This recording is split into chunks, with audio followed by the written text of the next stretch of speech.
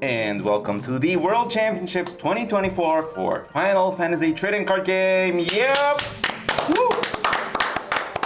Okay, I'm Kabukin. I'm here in Shibuya in the Square Enix headquarters. It's a new office, and I'm joined by Chocobo Joe. Nice to see you, everyone. It's been a while since the North American Championship. I'm happy to be here with you guys, and not just myself anymore, but of course, our MC today, and this good-looking guy. Thank you, Joe. Good to see you, everybody. Glad to be on this side of the camera this time instead of playing in front of you, and looking forward to bringing commentary to this great event. Okay, so us three will be watching the World Championships 2 days. Yeah, it's 2 days, 2-deck format, which is, pretty much our standard format that we have now. It is across the board at all of the national competitions. I think this is the format we saw this year, and we've got a lot of people who are experienced in this now, and looking forward to see what they've brought for us here in this first event of the new set. Yeah, I mean, it's 52 players, which is, since even going back to 2017, it's traditionally, we've been at a 16-player, size tournament that we've been working with. So okay, so right before that, can we go to the regulations? Yeah, let's take a look. Okay. So this is the World Championships. Day 1, we have 8 rounds of Swiss with 52 players from around the world. And on day 2, we have double elimination, best out of 3. And okay, can we check out the players? Okay, so here are the 52 players.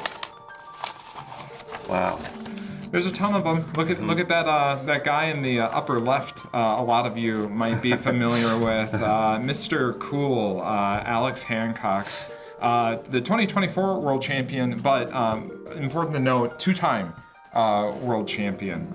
So it's he has a bigger group of people to contend with this year. We have people from all over the world, which I'm very happy to see.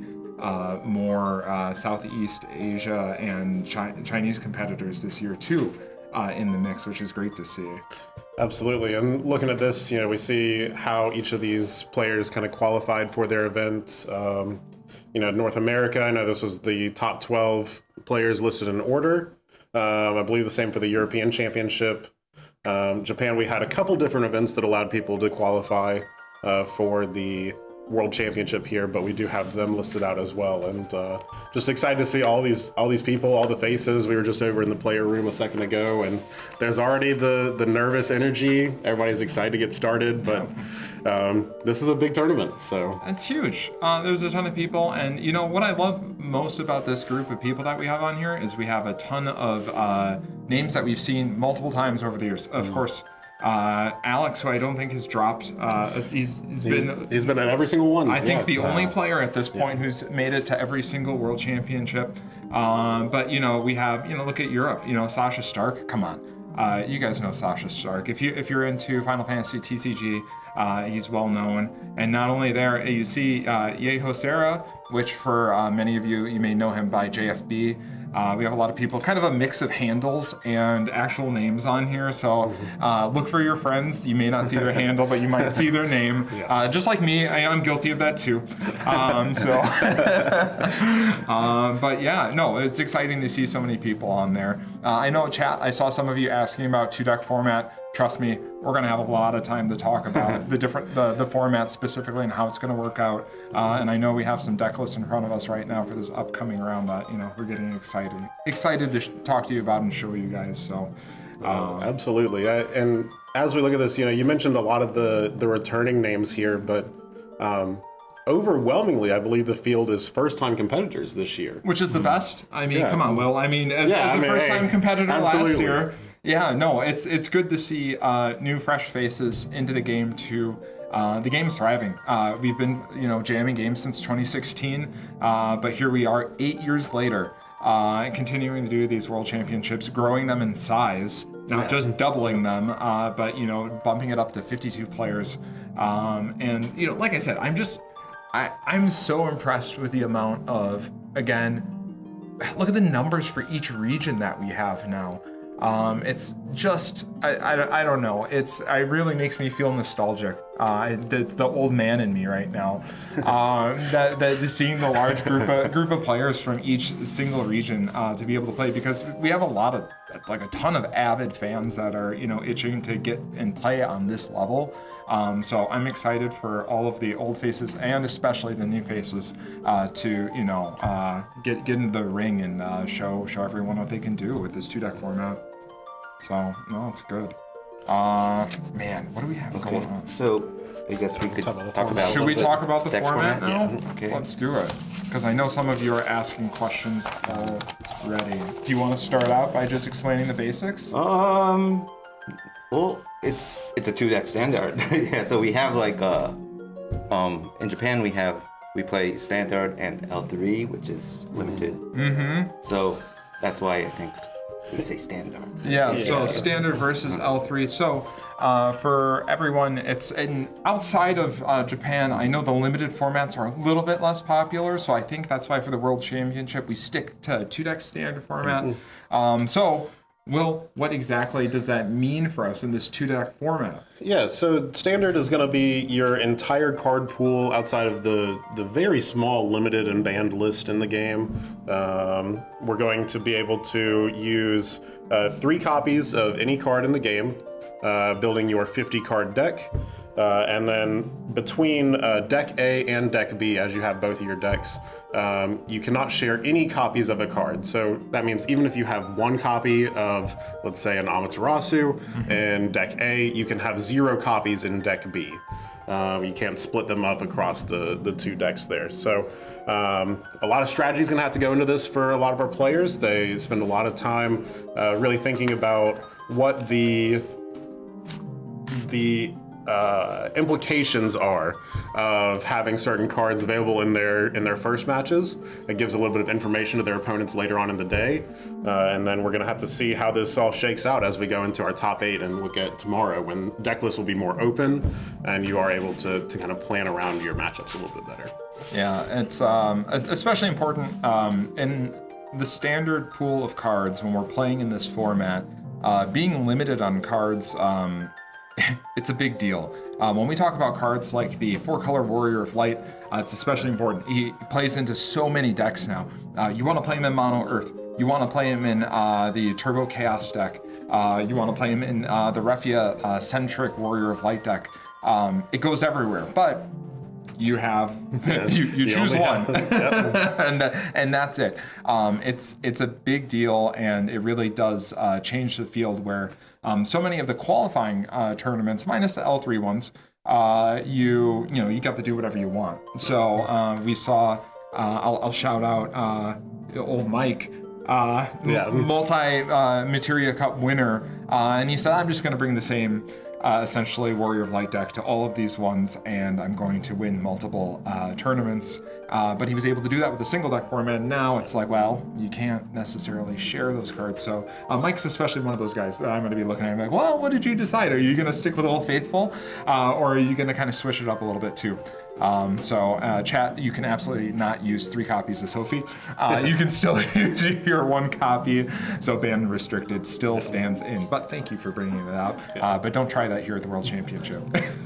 Yeah, very, very quick way to have a short stay here. Absolutely. Yes, welcome to Shibuya, but you will play 1 game and then you'll be gone. So are we ready for round 1, maybe? I'm ready. Okay. Oh, it does look like we are getting right into it, and no real surprise. We do have defending world champion Alex H on the left, and then we have Tatsuya on the right here. Looks like we have the deck list in front of us, and this is going to be an interesting one to get into. Going to be a little bit of a fast pace here, something that Alex is certainly familiar with, as we do see some cards start to show up here in both players' hands. Well, I do see, I have Tatsuya's list in front of me, and I'm interested to see what both of them land on. So Alex is starting out with... This is going to be the which should be the Wool 7 deck. Oh, Looks like he is going right back to Wool 7. I know this was something that he really looked at a lot last year during the World Championships, and we do have play continuing here, something he's very familiar with. I believe he also played a version of this at the European Championships. a man after my own heart. It's really hard to beat just playing a 7-cost forward and getting immediate value ripped off the top of your deck. Tatsuya looking like he ended up choosing, of the 2 decks that he has, he did start out with the mono wind. So we'll, I have to say, certainly going to be a little bit of an uphill battle round 1. Yes, mono wind playing into Wall 7. I will say that Alex is a bit favored here, but I'm gonna flip over and look at Alex's other deck, and to the surprise of absolutely 0 people, if you follow the kind of decks that Alex plays, Alex is also playing mono wind as his other deck. So it'll be exciting to see that come up, but let's see how Tatsuya navigates this very difficult matchup in trying to choose this, which is another really kind of important part that we didn't talk about as part of the 2-deck format, right, Will? Yeah, it is. A lot of people will have different approaches to the format. Some people want to have 2 decks that are maybe pretty even against a lot of the field. We're going to have some people that try to maybe target a singular deck if they're aware of something that is going to be very popular in the format. You can try to hone in on a weakness of that deck. One of the issues, though, that we are in the new format here is that there haven't been a ton of competitive events yet so far. No, none, right? None. Yep. So this is fresh. And as we go through this process, you're really going to have to start feeling out what everybody did in their own siloed testing. He's going for the Nash here to. I think that'll get rid of the Sarah backup. The Sarah, yeah. That is a great counterplay. So if we see on Tatsuya's side, he discarded the Evray, which is something you normally don't do in the mono win matchup. But Tatsuya being very wise, understanding that this is a more difficult matchup, goes to 1 in hand. But make sure to get Alex off of the Sarah backup so that he does not curve into the 7-cost Warrior of Light nicely. So really well played by Tatsuya. Yeah, continuing to develop his own board while also getting to the point where Alex is not having to pay additional cards is great card economy here. We do have the Wool 7 hit the board, though, and we're going to see what flips here. We've got 3 options. Alex has a little bit to kind of go through and consider. Looks like we are getting a card draw from the Lena forward, and then we're going to choose the Lopprit backup to get additional cards back into hand for this case. And let's see what he's choosing to do here. We've got 3 cards in hand, 3 new cards in hand. One of them's having to go back to the bottom. Taking a look at some of those cards that we flipped, did you notice? We did. Yeah, we had the Ifrit early, and we did see that. And Clive was already in hand, and he's coming down, and he's getting in for damage. Very aggressive, and I think this is one of the new cards that we're going to see quite a bit of. Shame on Alex for not having a foil Clive. I will have to harass him about that later.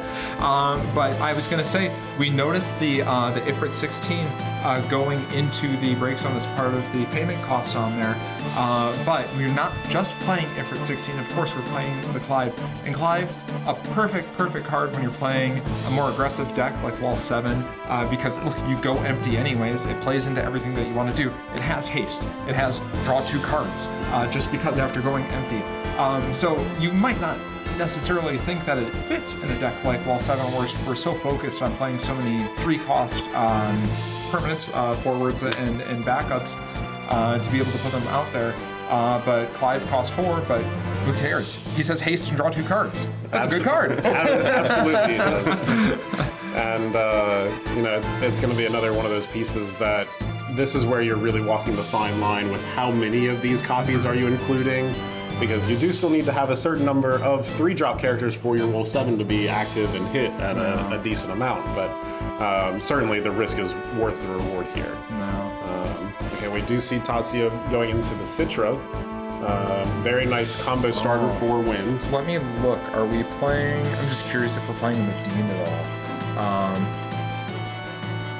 Didn't see. I don't see one in there, but it. So it we do have. So looking through here, we have Alexander Dryad copies of Chocobo, and when I say Alexander, let me clarify.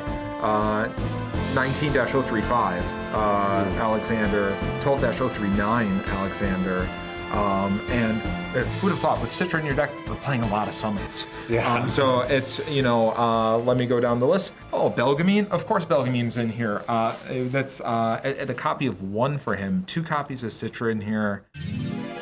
Yeah, and this has really been something that I think I've seen a little bit in the testing here. Running 1 Belgamine is something enough. that, you have the Stiltskin backup that can also search the 1-drop forward. Normally you're looking to get Luso in kind of the Storm deck, but certainly the Belgamine in a pinch, and sometimes it's just a better strategy depending on the remaining cards in your hand. It really is. And I know we were talking a bit about Alex, in his lines here that he had, but I do really want to just Tatsuya curving into that Nash on his first turn as a response to that Sarah is just really, really good, and it shows how much he's kind of probably practiced into this matchup. We talked very early on, we were both like, this matchup's kind of tough, but Tatsuya's, I'm very impressed right now. I'm not familiar with him as a player at all, but I can tell that there's a reason that he's here playing today too, so it's very good to see.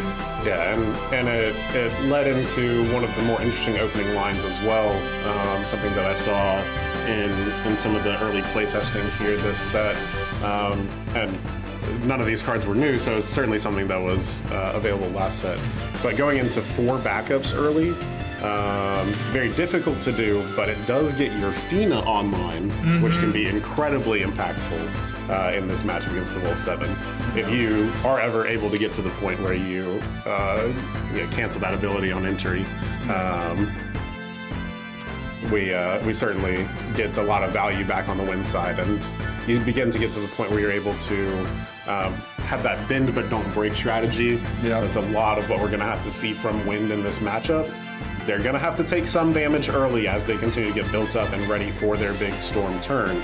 But once we do get to that point, it's going to be explosive. We'll have to watch out. Alex taking a look at his LB deck here, trying to suss out what he wants to go for this turn. He's still in a very good spot. I know Tatsuya was able to hold on to a card, I believe, in his hand, maybe 2. Alex with quite a few, thanks to Clive. Trying to figure out how to navigate this turn here. And it's one of those things where having the Clive out is great on that initial swing. But as you continue to look at the Clive in hand, he does put a little bit of a limiting pressure on yourself. Yeah. But no need to worry about it. We see the new mechanic coming in, priming into the Ifrit 16. Did pay that 2-fire CP. I think the delay there, right, was do we want to hold on to the Amaterasu or do we want to, so that's an important thought line. Yeah, and certainly as much as we talk about the impact that the Fina can have against the Warrior of Light, canceling that ability, if you're ever able to stop the Wind player during their Storm turn, certainly can be backbreaking for them. Yeah. And that looks like, is that the old G deleter coming down? It is, yeah. First new card that we've seen come into the backup line here. Very powerful. We've seen a lot of people try this here as a substitute for the ICP of the Scholar, I believe it was, generating the crystal.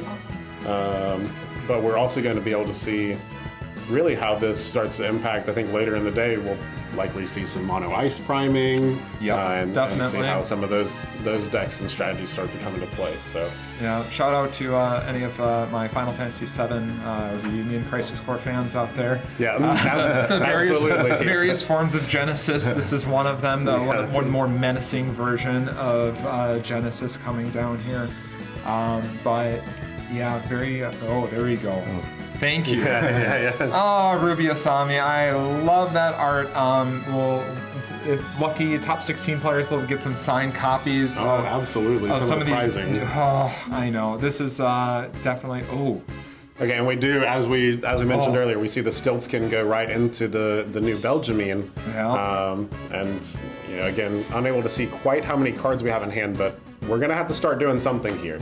Oh, Zidane. All right, we see good old fashioned Zidane coming through. Grabbing a human, okay. but more importantly, playing a win forward so that we can free cast that Alexander to get rid of that big Ifrit. Yeah. Thank you, Judge Staff there, reminding. Yeah. So important for people watching as well, the new priming mechanic. It's important to note that after we prime, if we prime that big version, the summoned beast version, gets removed from the game when that Clive goes to any other zone. So if it gets bounced to hand, if it gets removed from game itself, if it gets just sent to the break zone, put back into the deck. I'm sure we'll see later on. Put back into the deck. Yes, we will see later on.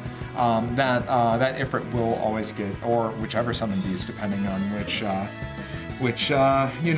icon dominant that we were working with, it's gonna go and it's gonna get removed from the game. So thank you, Judge Staff, for catching that. And Zidane, what a good card. Haste, steal cards out of your opponent's deck. Looks like it stole the human. Yeah. Our race is first appearance. Not too creative of a name, but thank you, human, for being out there. Human, yeah.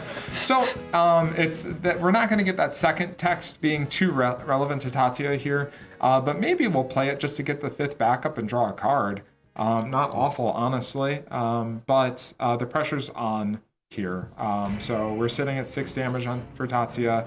We did mention how much of an uphill battle this was going to be for Tatsuya going into this. This is not a favorite matchup. I still will give all the credit for navigating as well as you can. That first turn was just really, I can't stress enough how well that first turn was played by Tatsuya. But Alex, coming down with the Clive was just I mean, it was very, very tough. Yeah, really, the card economy there, the additional, damage pressure that's providing, the fact that it's another haste forward, and the Will 7 deck, which is a little bit light on haste itself. It's very efficient at getting the bodies out and being able to kind of function from there, but we do see the additional pressure that provided. We've got our opponent on damage 6. Really going to have to be a very impactful turn here. And certainly Tatsuya going to take his time to think about all the lines that he has available. And also, Tatsuya, thank you. Foil cards. Alex, I'm going, please listen to this VOD later, Alex. I'm very upset with your Clive right now. But no, it's Rosa coming down, key card for Mono Wind. Just does so much for the deck and is a key component. Here we have a cast counter coming down, and this is going to be a big turn. So viewers, check out what's happening here. Rosa effect for the reactivation of the backups for the 3rd cast. Here comes the human. Yeah. We are going to cast it. We have to get the card draw. Mattering immensely. Getting that draw is a big deal. We're on our 4th cast here. And you see Tatsuya being very conscious. We have 2 separate cast counters here, keeping track of both summons and general casts on there. So I really, again, shout out to Tatsuya for being very clear and deliberate in the way that he's playing. Great for you viewers, too. Oh, wow. And he does go... We see the concession there. Yeah. Does go to bounce his own Rosa. Yeah. Alex choosing to amount the Rosa 5-cast trigger. Yeah, and Amat, a great response to that Rosa. As important as Rosa is, and with that built-in protection that Rosa has, Amaterasu is able to dodge it and, very quickly and swiftly end that. So it plays into a little bit of the kind of turn where Alex was deciding, do I prime this turn into the Ifrit? Do I discard the Amaterasu in my hand?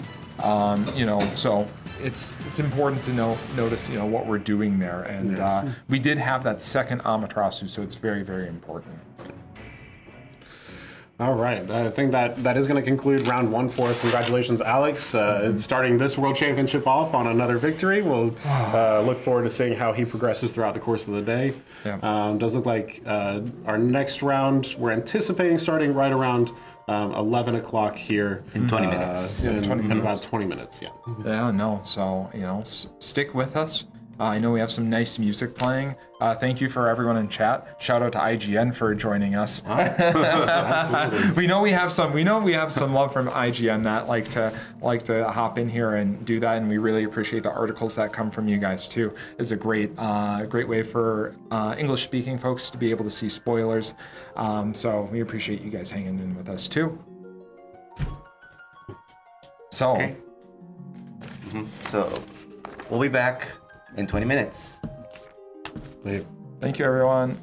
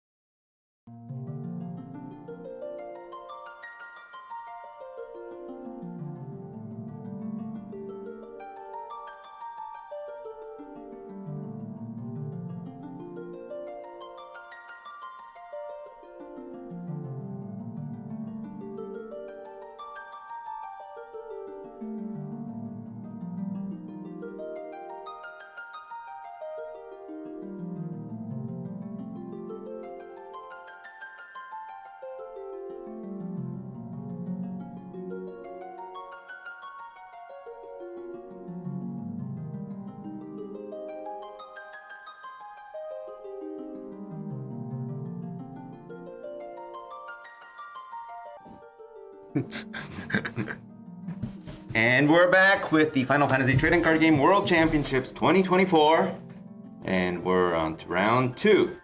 Game 2. And let's see. Okay. Oh, here we go. On the left side we have Hunter Nance. And on the right side, we have Gary Kageri. from Europe. Yeah, from Europe. Okay. So we are still on our deck A portion here. So we have, what do we have Hunter on, Will? Hunter is going to be on a mono Earth list here. Looks pretty similar to what he played in the North American Championships. Do have a couple new cards hidden throughout. We'll see if we run into those throughout the course of the game. And then Kageri's gonna be on mono water, but not just normal mono water. He's really going out of his way to put in some new spicy stuff from the latest set. So we're gonna have a visit from the dominant of Bahamut, Dion, in here. So three copies of Dion, 2 copies of Bahamut. So that'll be very interesting to see, but it is a more monster-centric version of mono water. So we have 10 total monsters in here. Some of the familiar faces: Blue Worm, Sahagan Chief, Piranha, and Apkalu.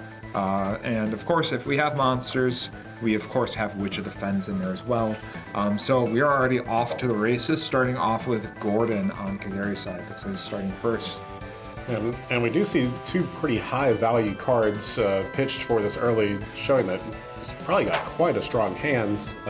Witch of the Fens and Ash are normally something that you're digging for the entire game. I hate to see those go. It's and more backups coming down too.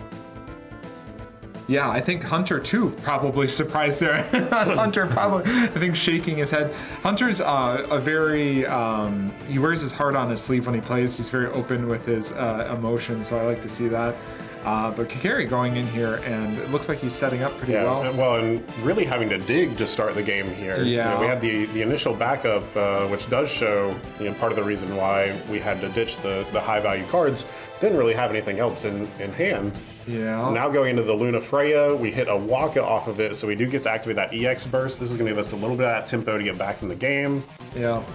And now we get to actually play the Waka, continue to develop a curve. Yeah. Trying to salvage this. Luna Freya is just, I mean, it saves you so often. And Waka, you can't go wrong with that off the Luna Freya, because look, we get to curve out now. And again, I think Hunter being surprised seeing that Waka go, but I was able to peek at Kageri's hand a little bit, and I do see a Loporrit in there. So we're gonna have a great curve here. We're fixing our hand. Look at that. So maybe we were hurting on backups early, but that shows the resilience. It's just like, okay, our hand's maybe not as great as we want it to be, but the whole deck is built to make sure that we fix it and we are able to play cleanly on our turns. So really, looking really good on Kagari's side. We do have Hunter going into a minor here. We hit, we get a nice backup back to our hand. Never miss. We're gonna have to be a little bit careful here, because Hunter does currently have 6 cards in hand. He's gonna have to play something maybe a little inefficient, but I think sometimes you're just happy to do so as you go through. Oh, yeah, we've got another minor to go right back in. Minor. No, we've seen. Wow. Okay, we'd seen quite a few backups already, so hitting on that one continues Hunter. to be good. And I think I spotted another leatherworker in hand, so we're gonna go to 5. Yeah, absolutely. Good job, Hunter. That was an insane turn. Yeah. So both players Kagari really having to work harder for it. And the miners, I don't know. Hunter just went to the mines straight with those guys. He found all the mithril that he needed. We have all the gas in the tank that we need. So Lunafray getting in for a point of damage, hitting the Neo X Death, which is kind of... That's going to be a big deal in this matchup, I think, especially with the amount of monsters that the water deck has. Sometimes being able to hold that Neo X Death for the eventual clear of the board later on. Sometimes the water deck can just run out of gas before it can get there. Yeah, and I think Hunter's shaking his head a little bit. And seeing that Neo X Death is a singular copy in Hunter's deck. Realm on Kagari's side, and Blue Worm, of course. I'm gonna guess Apkalu here, because that's our only... No, we have Piranha as well, but I think we're gonna probably see the Apkalu coming off in addition to the Blue Worm. Essentially making our Realm cost 1. Getting those draws off of there, and there's the Apkalu. Yeah, definitely going to keep that hand nice and full. You've got quite a few permanents out here. Part of this can sometimes come down to the race to who can cast the Limit Break Titus first. True. And we see Hunter go Leo into the Warrior of Light. He'd kept that Warrior Light in hand the early portion of this game, and he's lined up here to go for it and see if he can start getting his opponent on the back foot first. Yeah, it's a common combo for maybe those of you who aren't too familiar with the Mono Earth deck. Leo enabling all of our Earth backups to be used for any element. So that Warrior of Light has the restriction on there that we need to use a CP of 4 specific elements to be able to play him. Leo makes that very simple. So Mono Earth deck, but we can pretty much use whatever elements we want thanks to Leo. Emmett Selch and Ingus, another incredibly powerful combo, and this is why we see so much Mono Earth coming down. And I really appreciate that we have the nice full art version in here for you all to enjoy with Matsuda Sensei's signature on there. So he's coming down, and again, comboing with the Ingus. So Emmett Selch and Ingus, not just able to kind of search each other out, but that Emmett Selch being able to do the damage. So we see those forwards on Kagari's side go away with this combo of Warrior of Light and Emmett Selch both being able to do direct damage to forwards. Very strong, very typical play from Mono Earth on Hunter's side here this turn. Losing Leviathan. Two big boys going to damage on both sides. Yeah, absolutely. Both sides really missing key pieces here from the early damage. I think the difference is that Hunter's playing only one of his Neo And X Death. Kagari, of course, is playing 3 copies of Leviathan, Lord of the World.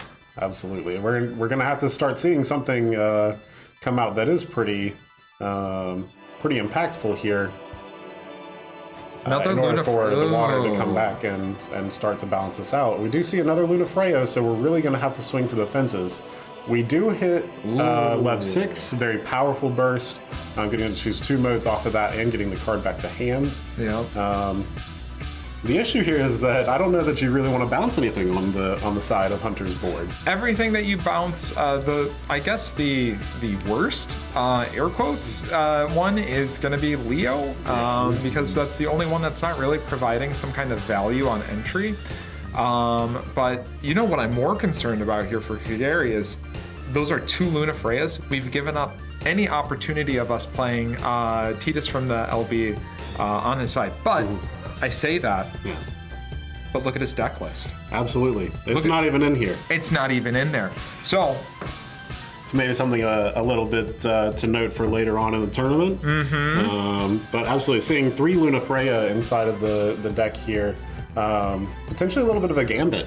Yeah. With the Luna Freya normally being an LB2, you can only ever cast 2 in a game, so people would only ever include 2. No. But if you have a little bit of the extra space, sometimes having a little bit of that mind game ability to show that, oh, I've already flipped my other Luna Freya, might have a little bit of an impact here, especially in the portion of closed deck list. Yeah, seriously. So it looks like we're going ahead and we're using the ability of Lena, which, oh my gosh, look at that art. Some of my favorite art in the Final Fantasy TCG is this Lena art. But, so normally we see Leviathan Lord of the World come off of the Lena, but we're actually going for a realm here. Yeah, we just are so far behind, it looks like right now, that we're having to try to get any additional pressure out that we can. Yeah. Not having the Leviathan in the break zone already certainly means that we're having to dig for it. Yeah. And we're really gonna have to try to play a later game here. Hunter's board is certainly already set up to be able to deal with the majority of what we see. Yeah, and not only is this board set up, 3 cards in hand still. Right. So we didn't, stretch ourselves too thin that turn. Kagari having to go in deeper, work with his backups a little bit more creatively, constantly having to use that Luna Freya to kind of fix what our hand was giving us, which, not too much control over that, but Mono Water doing its best to give you as much control as possible. So much credit to Kagari for being able to maybe navigate a not ideal hand. But Hunter has definitely put up a wall. Absolutely, as the an earthen fortress, if you will, Yeah. in front of Kagari to be able to kind of work through here. So he's mulling it over. He drew the cards and he's opting to pass here. Yeah, a very reluctant pass. As you can see, is trying to shuffle the hand around as much as you can, maybe see a different line if at all possible. But here it is just going to be what you've drawn already. We're going to have to hope to get a little bit of help from damage, I think. In the form of the EX Burst. We paid 2 for the Mont Leonis. It's reduction based on the number of Earth characters that we have in play. We have quite a number of them. Discarding from hand was really only just to give us a good target in Une. So it's Hunters living the dream right now. We have all of our pieces in play, and Mono Water doesn't really have board wipe options, and especially in Kagari's build. In the past, normally we would play copies of Shinryu, and Shinryu would be able to act as a board wipe for us. But we don't have that. We have Dion and we have Bahamut, so that's a little bit tougher. And who were we talking about before, Will? Look. Yeah, absolutely. Titus finally does show his face here. We did miss an Emmett Selt trigger that Kagari just did point out, so good to get that before he went too far on the game state. It is you do choose one, so it is a mandatory trigger. So very good on the players for catching that.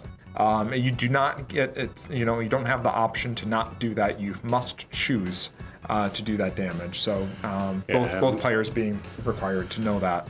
And this has really just been a brutal kind of turn for the Mono Water player. We've had 2 backups taken away, 2 forwards dealt with, 3 forwards dealt with very efficiently, and now we're turning sideways in for some damage here with the Warrior of Light and 3 additional forwards still remaining standing. Yeah, so with 1 backup on board and looking at Kagari's deck list, even the heavy hitters in this deck coming down they're not great options here. He would definitely have to pull a rabbit out of a hat to get out of the situation. which of the Fens would be able to kind of, maybe pop a couple? Certainly start getting a little bit of the board back under control, but already being at 5 damage, we're in certainly a little bit of a grim spot. Yeah. Even if we look at the new Dion and the Bahamut combo as we prime into that, it's going to be able to deal with another 2 forwards, get you a little bit of a card back from the Dion prime. Mm-hmm. But even as we have to consider that, we're going to be missing quite a bit. Yeah. So I'm glad that we're going to be able to see this game. We talked about it before. Absolutely. We like the new cards, and if we're going to kind of try and work our way out of the situation, being able to delete 2 forwards is a good start. Still tougher. And it is a good start, and something to keep in mind here, the Zeta Flare from the Bahamut special, if we did have a hand gunked up with light cards, does allow us to start just kind of ditching a card to remove one of our opponent's forwards.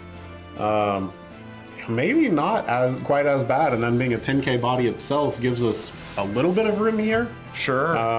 Problem is it's going to take so many resources for us to start to get back into the game.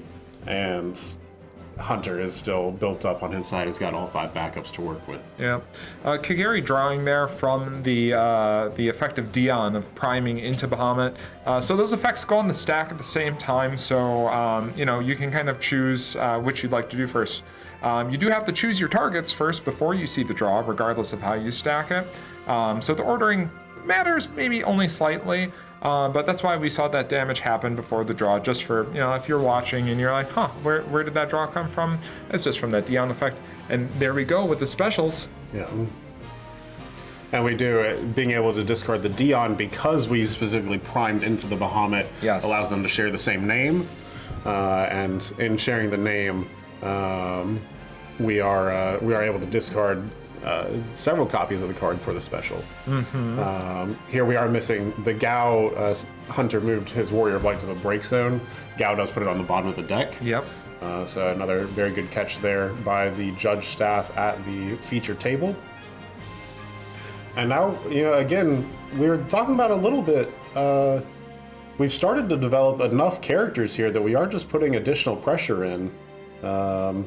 We're gonna have to see. We do get an EX burst.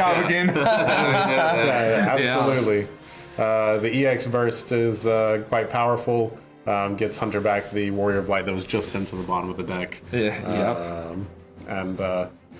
gonna cash in some damage on the blue worms that we had built up throughout the course of the game. Yeah. And it makes you. Makes me wonder. I mean, is this one of those turns where we're worried about damage breakers? This certainly seems like it to me. Already from the scoop here. Just get a couple of those additional points in. Yeah, it does matter. For those of you watching, breakers and tiebreakers in this game, it does matter how much damage you deal and then how much damage is dealt to you. So Kagari being very mindful of that and maybe seeing that the game isn't going in his favor, but still making sure to get those extra points of damage. And so well played on his part for that too, and navigating kind of a difficult hand there. So really well played. I believe in looking at this tournament from before, 52 players, we're cutting to a top 8. It should be a clean 6-2 kind of break there, but of course during a tournament anything can happen, so there is always going to be that additional consideration. Absolutely. And get every ounce of advantage out that you can. Seriously. So it looks like we have our next scheduled time is at 11:50. Yep. In 20 minutes. Okay, so in about 20 minutes we'll be back with you guys. So stick with us, enjoy the music. I think there's some nice music playing in the background, but we'll be back with more Final Fantasy TCG action for you guys. Yep. See you guys in 20 minutes.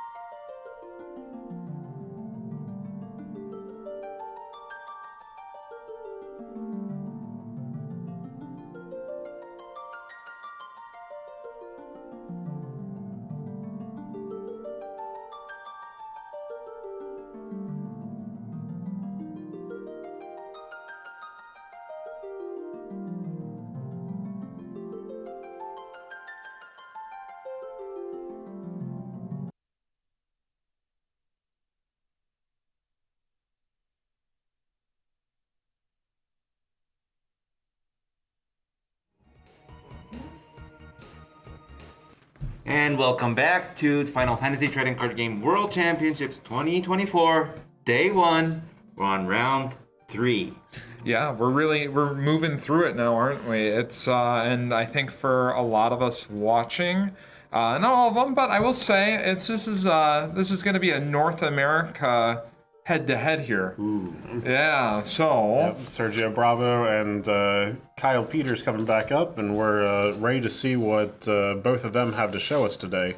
Yeah, for those of you who don't know who Kyle Peters is, that's KP. Oh, KP. yeah, KP. The notorious, great player, both great players. I had a great time watching Sergio, at the North American Championship and going through one of his games there. TCG Tacos, I see you there. Yeah, we had some good ones. We have #1 Will Cognazzo fan in chat. I don't know who it is. We'll see. But here we go. Let's get right over into the game. And as we look at the list, we think this one's going to be pretty highly dependent on how these players are going to start out and how comfortable they are, because it looks like we've got a little bit of a mirror match. Yeah, we do. This is going to be a Warrior of Light, but not just any Warrior of Light. The one that does the cool stuff. We saw it from Alex before. We're gonna see some Sarah FFLs coming down and looking for that 7-cost Warrior of Light. For Alex, they were looking for the 7. Here, we're looking for all of the Tribe Warrior of Light. Oh, excuse me. I got my wires crossed. Forgive me. So we are looking for, yes, the tribal. So I see the Refias here. So this is going to be a Refia-centric Warrior of Light deck, not the 7-cost Warrior of Light deck. And it looks like we're getting started. KP rolling an 8. Looks like he's probably... Oh, no, Sergio. By the 9. Sergio beating the odds, and it looks like he is going to be deciding, likely on the play. Yes, it is. I do note a couple differences here too. While these are both going to be playing a lot of the Warrior of Light cards in the game, it looks like we're going to have a Bart's focus coming out from Sergio, whereas KP is playing a little bit more of the maybe high power cards that you can find in a lot of the different elements in the game.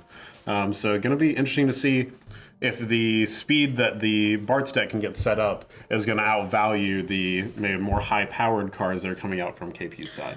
Yeah, I'm really excited to see, when we talk about those high-powered cards, I'm very, very excited to see maybe a 16 Cecil coming down and dropping a Clive turn. Yeah. Providing protection for all of the backups and forwards on the field. But then, kind of like, okay, we go in deep with a 5-cost forward, and then we lose an additional card to play the forward there, but we get 2 back off the Clive swing.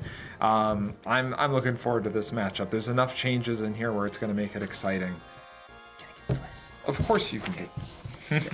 Absolutely. And okay, we do see Sergio opening up with two backups, Earth and Fire. Fire, one of the harder to find colors in these decks, so nice to see that come out nice and early. Ditching the Warrior of Light and the Ferris to play Kryl. Kryl then, of course, recurring the Category 5 Ferris, which he then is also able to use to pay for the Lunith. But KP being able to do the same. We just said, how difficult it is to get the fire backup down. Lunith being the, just an incredibly powerful card in the deck, providing haste for Ferris.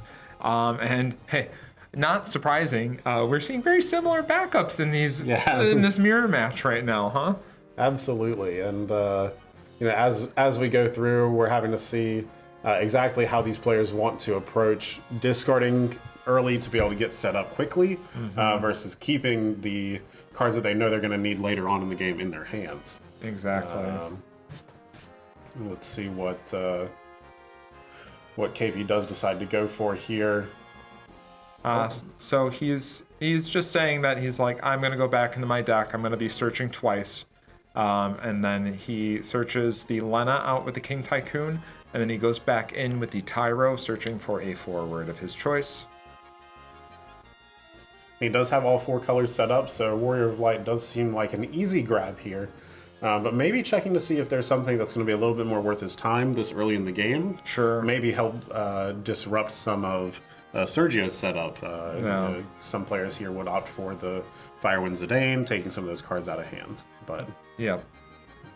And I think, yeah, he just opts to grab the Warrior of Light because it's a very straightforward play. Sergio using those 2 backups effectively, using Kusith to get back the 4-cost Warrior of Light on his side. Not being able to play it this turn necessarily, but it's an important card, and we're happy to have it back in our hand, especially even if for nothing else for fixing the elements and being able to play what we need to. So specifically, we're still missing wind here. So if I saw a King Tycoon from Sergio, which of course he does have in his deck, double checking. Does he? No, that's Sergio's list there? No, Yeah. Sergio does not play King Tycoon? No, he's opting not to play the King Tycoon. So instead we have the have the Arc backup Yeah. for our wind source, or some Tyros. Looks like could come down later. no, but we need that win for, look at that. Oh, we do also have the wool, the one from a couple sets ago. Yeah, the wall backup, CP, the wind yeah. backup. So Bart's coming down, a great way to make sure that we get that arc backup down to get our win cards, and let's see if that's what we grab. When we do Bart's special, And there he is. yeah, absolutely. The 2 CP coming out. Yeah. Now we do have all of our colors, and we do still have the.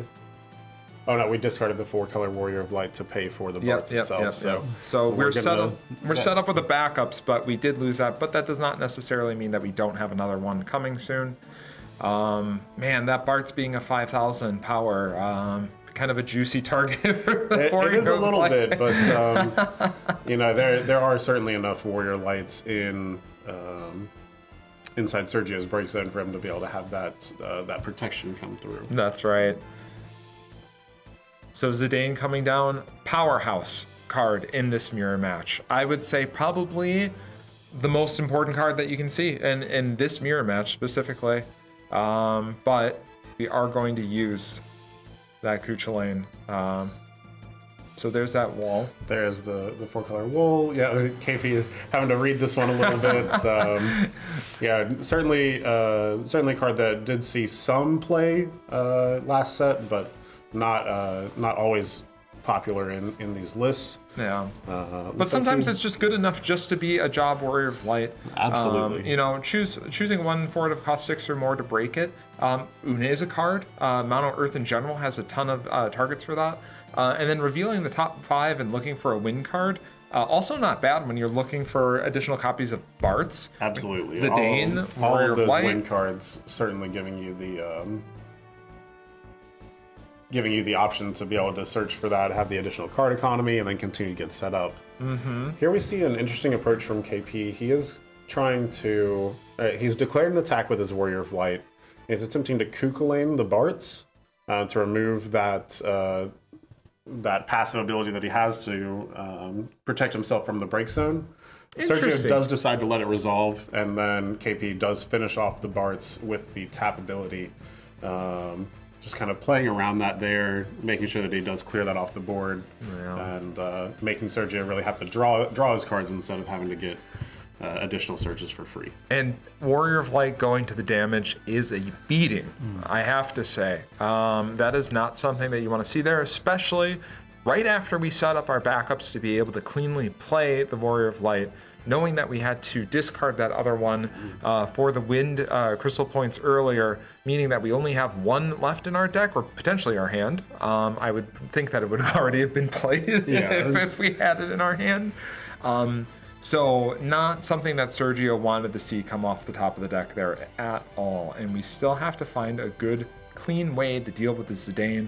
Otherwise, Zidane will take over the game. Did we get it? He is tapping 4, but I don't think I see it in his hand here. I think we're certainly gonna have to try to do something else to get some sort of gas to answer the board here. Yeah, it's still impressive. Both players able to set up those elements so quickly. It really shows the power of these Warrior of Light decks. And I should specifically say the 4-cost Warrior of Light, the Warrior of Light kind of tribal deck, job-centric Warrior of Light deck. They're able to do this very cleanly. Bard's helping with that. Oh. And there's a popular new Limit Break card. I'll give you $5 if you can say the name correct the first time. Vajrahadra Wu? I'll take it. That's enough. That's enough. Okay, so more importantly, again, Crisis Core fans, you're familiar with this. This is a beast that Zach had to contend with in Wutai, so you'll forgive my pronunciation with a little bit of lore and background and game knowledge, so I hope you'll forgive me a little bit for that one. So I love all the Crisis Core cards that we saw in this most recent set. As a big 16 fan, as a big 7 fan, I'm happy to see them all come down. So even if I can't necessarily pronounce their names as cleanly as I would like to. So a very strong card, acting as different forms of removal. It's a very, very strong addition to LB decks. Absolutely, and if you're going to be playing these colors, which the vast majority of the people here today are in some form of wind and earth combination, this is a great removal spell for you, whether helping you reach some targets that maybe necessarily couldn't before with the fight effect that it has, or being able to break the damage forward. Really, really good additions on both sides. Yeah. Miss Dragon, we know it, we love it. It's a key card, a staple card that we love to see. Being able to remove the opponent's break zone from the game, especially in this mirror match. Yeah. I can't say how big of a deal that is. It is huge. But not only that, we know that we're both sides of the table are dancing around Amaterasu's. And they're dancing around recursion in the form of Kusith. So it's very important that, they be able to time those cards appropriately. Make sure that they're leaving the correct backups up, especially when we're fighting for so many elements. And, demanding it. And I see that Cecil in KP's hand. And I want nothing more than to see it come down. Absolutely. He's having to think about whether he wants that or he wants to leave the Amaterasu in hand up. Yeah. And, just another really important piece of information that we saw from Sergio there. There were 2 Amaterasus in that Bart's flip that he just had. Look at that arc flip. This is quite powerful. We've got several options to go through here. All of these are going to be impactful cards. I think the Zidane certainly is going to allow him to at least see that KP has quite a few things ready to go for him. Yeah. With the Amaterasu on his own side. Well, if we were wondering about holding that Amaterasu up, maybe we're not wondering anymore. Right. Exactly. I think that made the choice that much easier. But how about that as an answer? Rather than wasting the Amaterasu, why not just take it directly out? But we have the choice. The Refia is more important here than the Zidane. And do we still have a fire card in hand to fire off? I don't see one. I see an arc, and I see the Cecil. Okay, which he is deciding now to pitch. Yeah. He is looking to go handless here. Well, with that Refia, we are going to get back a target of our choosing. Yeah, let's see. Cecil does play in the Cryl here. It's going to allow you to get back the summon, absolutely. Yeah. Or potentially a Category 5 character. Again, let's see. We do select the Amaterasu right on top. Yeah. We know that the Zidane's coming down, likely to take it, but at the same time, we developed a 5th backup, an additional forward that's going to make all of our future turns even more impossible for Sergio to deal with at this stage. Yeah. Double checking the remove from game pile there. Yeah, and now we have that other Warrior of Light that Sergio had to discard earlier inside of there with one removed from the game and one in damage. We really are searching for that final one to try to start to get back to an even board state. Yeah. And I would, just as a reminder, that is the remove from game pile. We did see that Miss Dragon. We saw the Zidanes coming down. KP really making sure that anything that is going away into this public zone is not something that we're recurring. It is again, there is just enough recursion going on in this deck that it's just like you feel like you get rid of one threat and there's just another threat that you have to deal with, and it's the same one over and over again. And eliminating the Rephias and eliminating the Warrior of Lights is incredibly important, and KP's doing a very good job with that right now. Rephia, thank you. I love having the card on the screen there. Again, you get to enjoy the wonderful full art version of that Rephia on there. There's also a set of sleeves exclusive to Japan. I'm not salty about that at all. Let me say that. But great art on the Rephia there. And again, a key component of these Warrior of Light centric, job centric deck.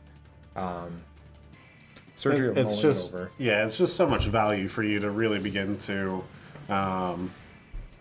take, in essence, extra turns every time. You know, you've got so many additional resources, allows you to keep cards in hand. Yep. You're also removing your opponent's forwards, and one of the better ways to do so by putting them at the top or bottom of their deck. Yeah, it's really just constantly drawing and reactivating and being removal all in one. It's very good. There's a Zidane going to damage, removing that Amaterasu, and I think KP put Sergio in a position where he said play the Zidane. You have to play the Zidane. Sergio happy to do it, but really hurting on options. You see that coup sitting in his hand, hurting for things to do at this point. Do you have a Tyro? See if it comes down here. Yeah, the thing with playing the Tyro is that we're just still having to give up exactly what we search here. Yeah. With KP having his own Zidane coming back on the other side. Anything we search here, you just want to find almost like a bait, right? I mean, you can't grab your Warrior of Light. No, certainly not your last one here. No. no, that's it then. He does have one other card in hand. We might be able to see him cast. I didn't catch what he showed either. Yeah, it was a little quick there. He does have a Mist Dragon, it looks like, as the other card in hand. So potentially just waiting for the Zidane to swing and then Mist Dragoning in response there. Yeah. Is that a Rephia on? It does look like it is one Rephia ready to go on KP's side there. Have to wonder if he wants to try to pay with the Tyro here to be his water source, leave up enough Warrior of Lights for him to then be able to use the active ability of Rephia, dulling the forward, draw Warrior of Lights, and then untapping everybody whenever he does get to combat. Yeah, I think that's what I would like to see here, but KP double checking his LB to see if he has a better line. He sees the Zac, maybe comboing the Zac with the Warrior of Light to get the damage on there rather than having to put cards back on the top or bottom. So considering his options here, developing additional board pieces here, also very good knowing that all of the backups that Sergio have prevents him from being able to play any kind of board wipe in the form of Shantoto. And we did already see Sergio play some LB cards, so we're not going to. So we're not going to see the Shantoto come from the LB either for a board wipe. So KP recognizing that and maybe saying, hey, maybe it's just time to build more board state and really finish out this game. So really wise of KP to consider the options rather than rushing into just what he has in hand at the moment. It does look like he's going to try to slam the Titus out here. We do have the Tyro for water CP, and then I believe we're planning to discard the Rephia from hand to really try to put this away. Wow. Getting your opponent off of the backups. He did just play his own Tyro. Very expensive to have to replay, and again keeps some of the options limited as we proceed forward here. We did choose to put the the Lunith backup on top of the deck. Maybe we're discussing it now just to clarify. Sure. Okay, we did want Arc on top of the deck, Zidane on the bottom of the deck, and then KP will draw 2 as a result. interesting though, I did just mention that having Sergio be on 5 backups prevented him from being able to play Shantoto, but now that option is available to him. However, KP does have Zidane on the board. If Sergio has it now, we'll be able to filter that out. But if he draws it, then that's very good for Sergio. So it kind of gives Sergio an out. I like being able to swing safely here into knowing what's on top of the deck here, and we do get to remove both of Sergio's forwards from the board as well. So I like the line still, but it is a little bit spookier just giving Sergio an out. But KP, hedging his bets and deciding that that's the preferred line here. So I like it. Coming in with the Zidane. Mistragon. Oh, he opts to leave both in hand. 2 Amaterasu's going to damage. Sorry there. No, you're okay. Yeah. We do see the 2 Amas that got flipped earlier. Yeah, no, he had the 2 Amas that got flipped earlier. And then we're going to go ahead and take the opportunity to Mistragon here after the Zidane swing, just to see, it gives us a chance to dig a little bit deeper as well. So if Sergio sees that Shantoto right now, that's what he'd like to. But there comes our last Warrior of Light. That was the only one left in the deck. He managed to rip it off the top. I think the Shantoto would have been the preferred line here, but Warrior of Light not being too shabby either.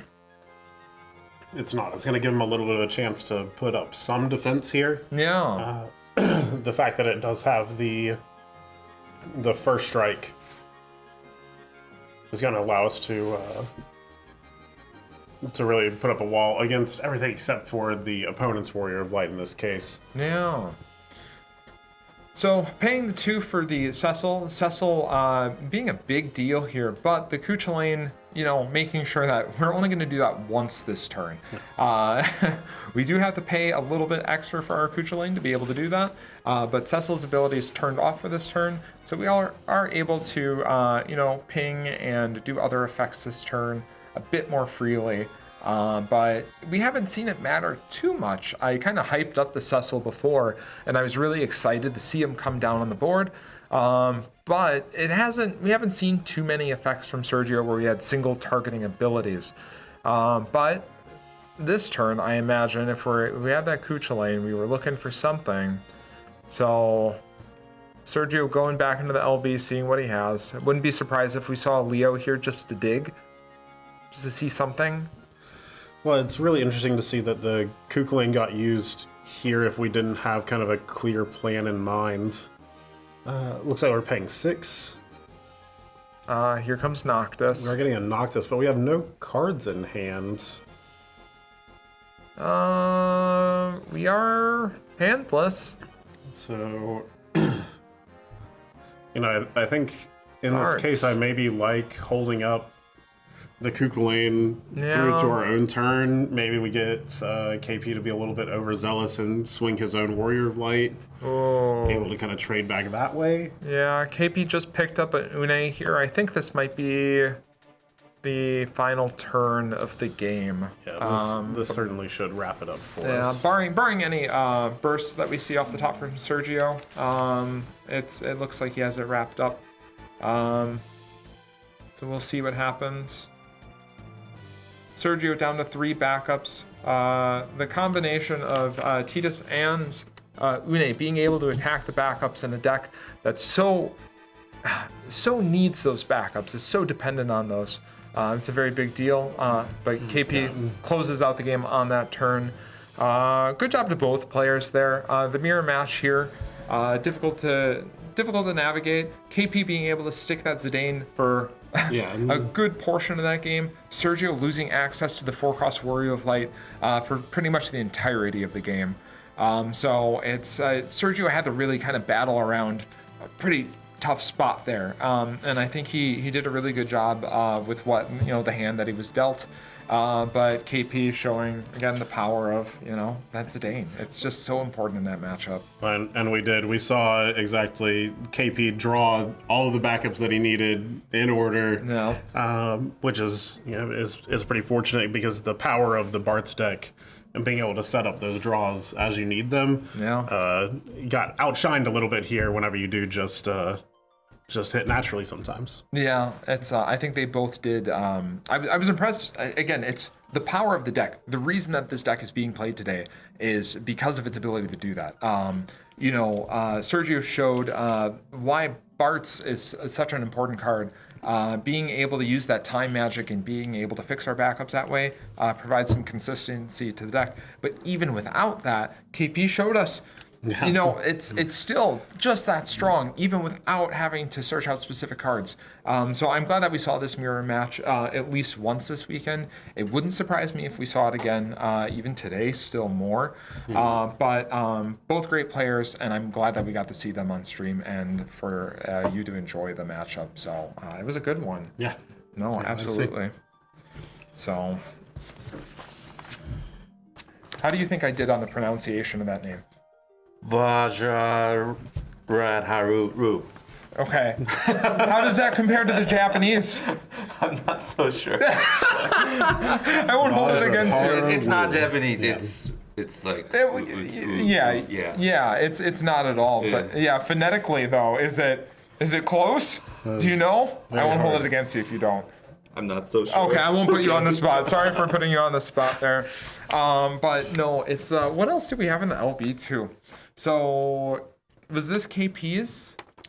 This one was Sergio's. That was Sergio's? Okay, so Sergio opted for the Noctis. And then we did have Titus in both. Are you Team Titus on the terms of pronunciation? I'm Titus. Okay, I'm a Team Titus. I was a Titus, but I think Titus is more correct, right? I won't hold it against you either. That's you fine. You guys can judge him. I'm not going to judge him today. That's on him. It's Tida in Japanese. Tida. Tida. Yeah. Okay. All right. Okay, so we're all wrong. In Japanese. Yeah. Yeah, it is interesting. This isn't something that we got to see, but Sergio having the new Warrior of Light Limit Break card in his deck in combination with the Barts and a couple of the other named cards here really is something that a lot of people were very excited whenever the spoilers were coming out for the set. Pity we didn't get to see it here just because of the setup and the kind of denial that did happen. But very interested to see if we get to see that later on this week, or this weekend. And we'll have to pay attention whenever we do, see if it really was worth all the hype that it was getting as the season began. Yeah, no, both great players. I love the mirror matches, and just kind of going through the subtle changes between the deck lists. It really shows that at this high level of play, it's important to be able to all the testing that goes into it. And it's not just the players, it's the other players that, the world's players surrounds themselves with. It's really a team effort. And I think as time has gone on over the years, you see more and more the collaboration of the players. They go back to their home states or their regions. They test together, they play together, and they make these decisions together. And I think those subtle differences, as TCG players, we live for that, and we argue until we're blue in the face about it. and especially in an event like this where you do get the global community coming together. Maybe you're able to understand how your local meta is going to evolve, and maybe even the national meta as the season goes on. But just the difference in play style, the difference in what people are excited about, is going to lead to different things being tested. And throughout this entire process, you really get to understand what the different regions value as they go through that.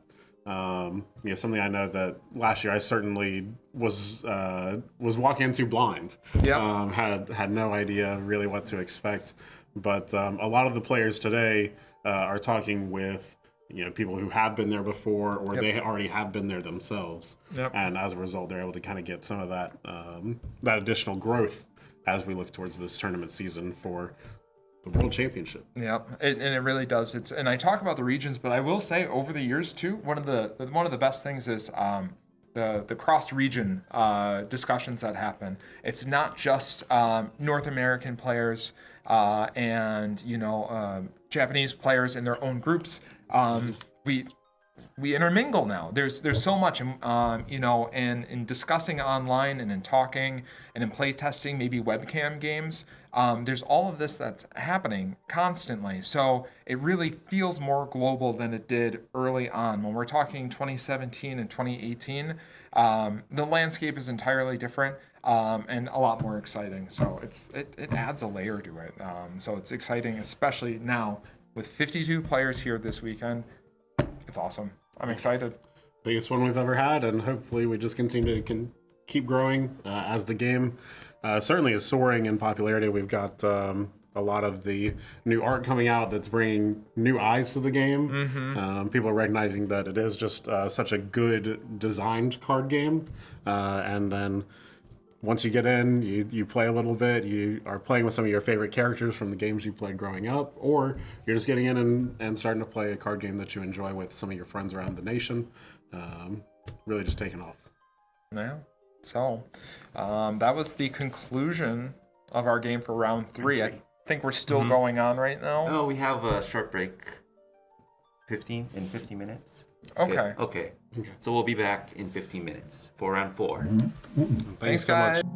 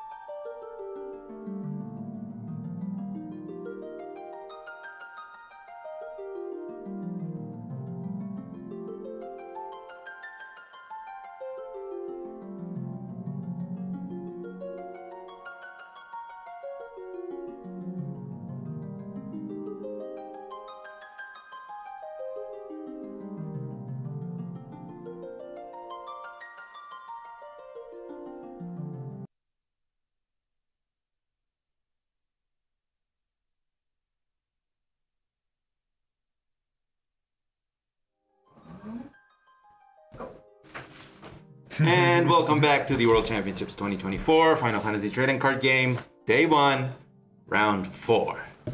Yeah, we're back at it, and another pretty popular name. Absolutely, yeah. We're gonna have Eureka come in.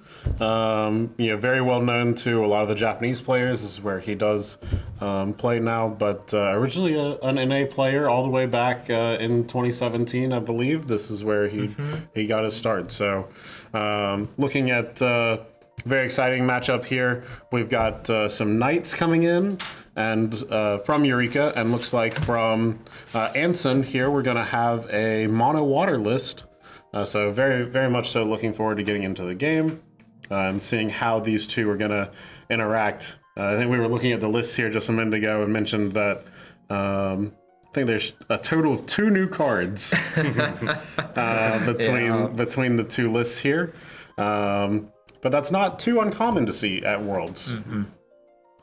Often we do see people sticking with exactly what they know and really having a good time in their testing based on the previous successes they had. A lot of the times, this is what they played to get here. Yep.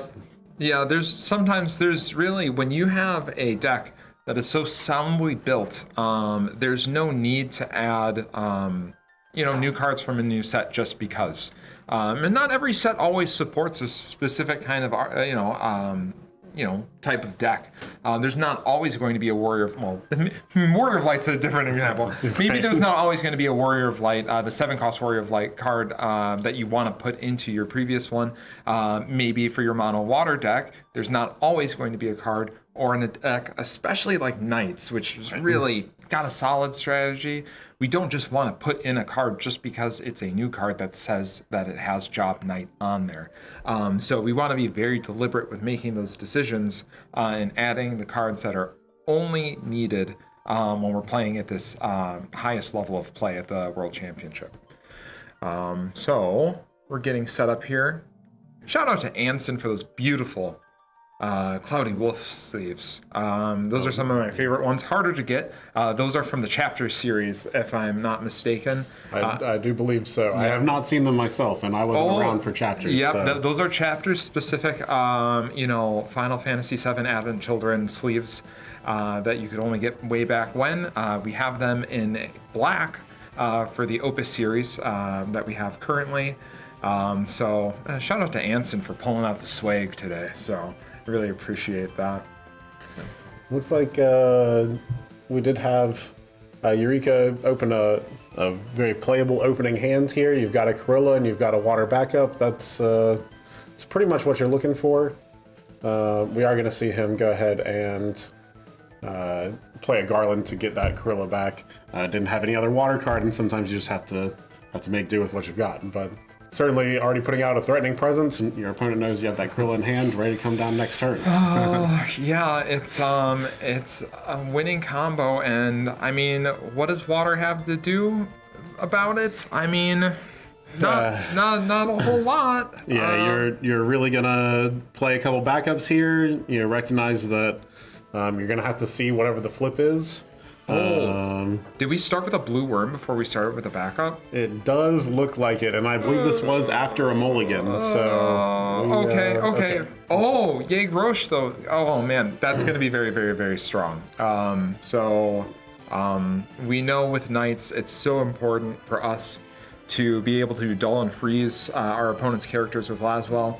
Yegrosh being able to say, no, you're just going to dull and freeze the Yegrosh over and over again.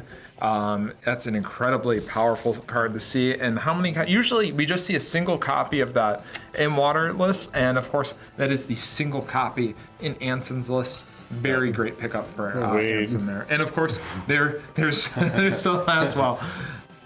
Yeah, we do see the Laswell come down just in time for the water player, absolutely. Yeah. It is going to allow the Garland to trigger the discard from Laswell. He attacked earlier this turn. So again, keeping the backup frozen, reducing our opponent's resources.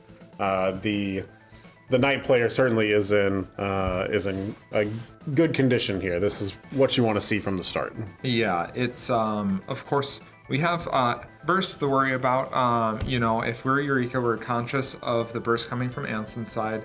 But Anson, working through this turn now, being down one card and having the one backup down, which is a very strong backup for the matchup, we are still behind a foot because we are looking at 4 forwards on our opponent's side of the field. Searching for any water forward out of his deck. Yeah, and we're trying to see what we could possibly be looking at to get here. I think it would have to be maybe a realm to start getting some monsters out, start generating some of the value with the other cards we see in the list here, potentially leading into something like a Marlborough or maybe even a Kadav coming out. We do see him grab the realm. Yeah, and this is, I should mention, with this build that Anson has, it's a combo monster and summon deck, so we're very forward light. I think if I'm counting here, we're looking at 11 total forwards in this deck. So all of those other slots that we would normally dedicate about 24 slots for forwards in your typical standard build of a deck. Anson's had to cut that down to 11 forwards total to be able to fit in both a summon package and a monster package.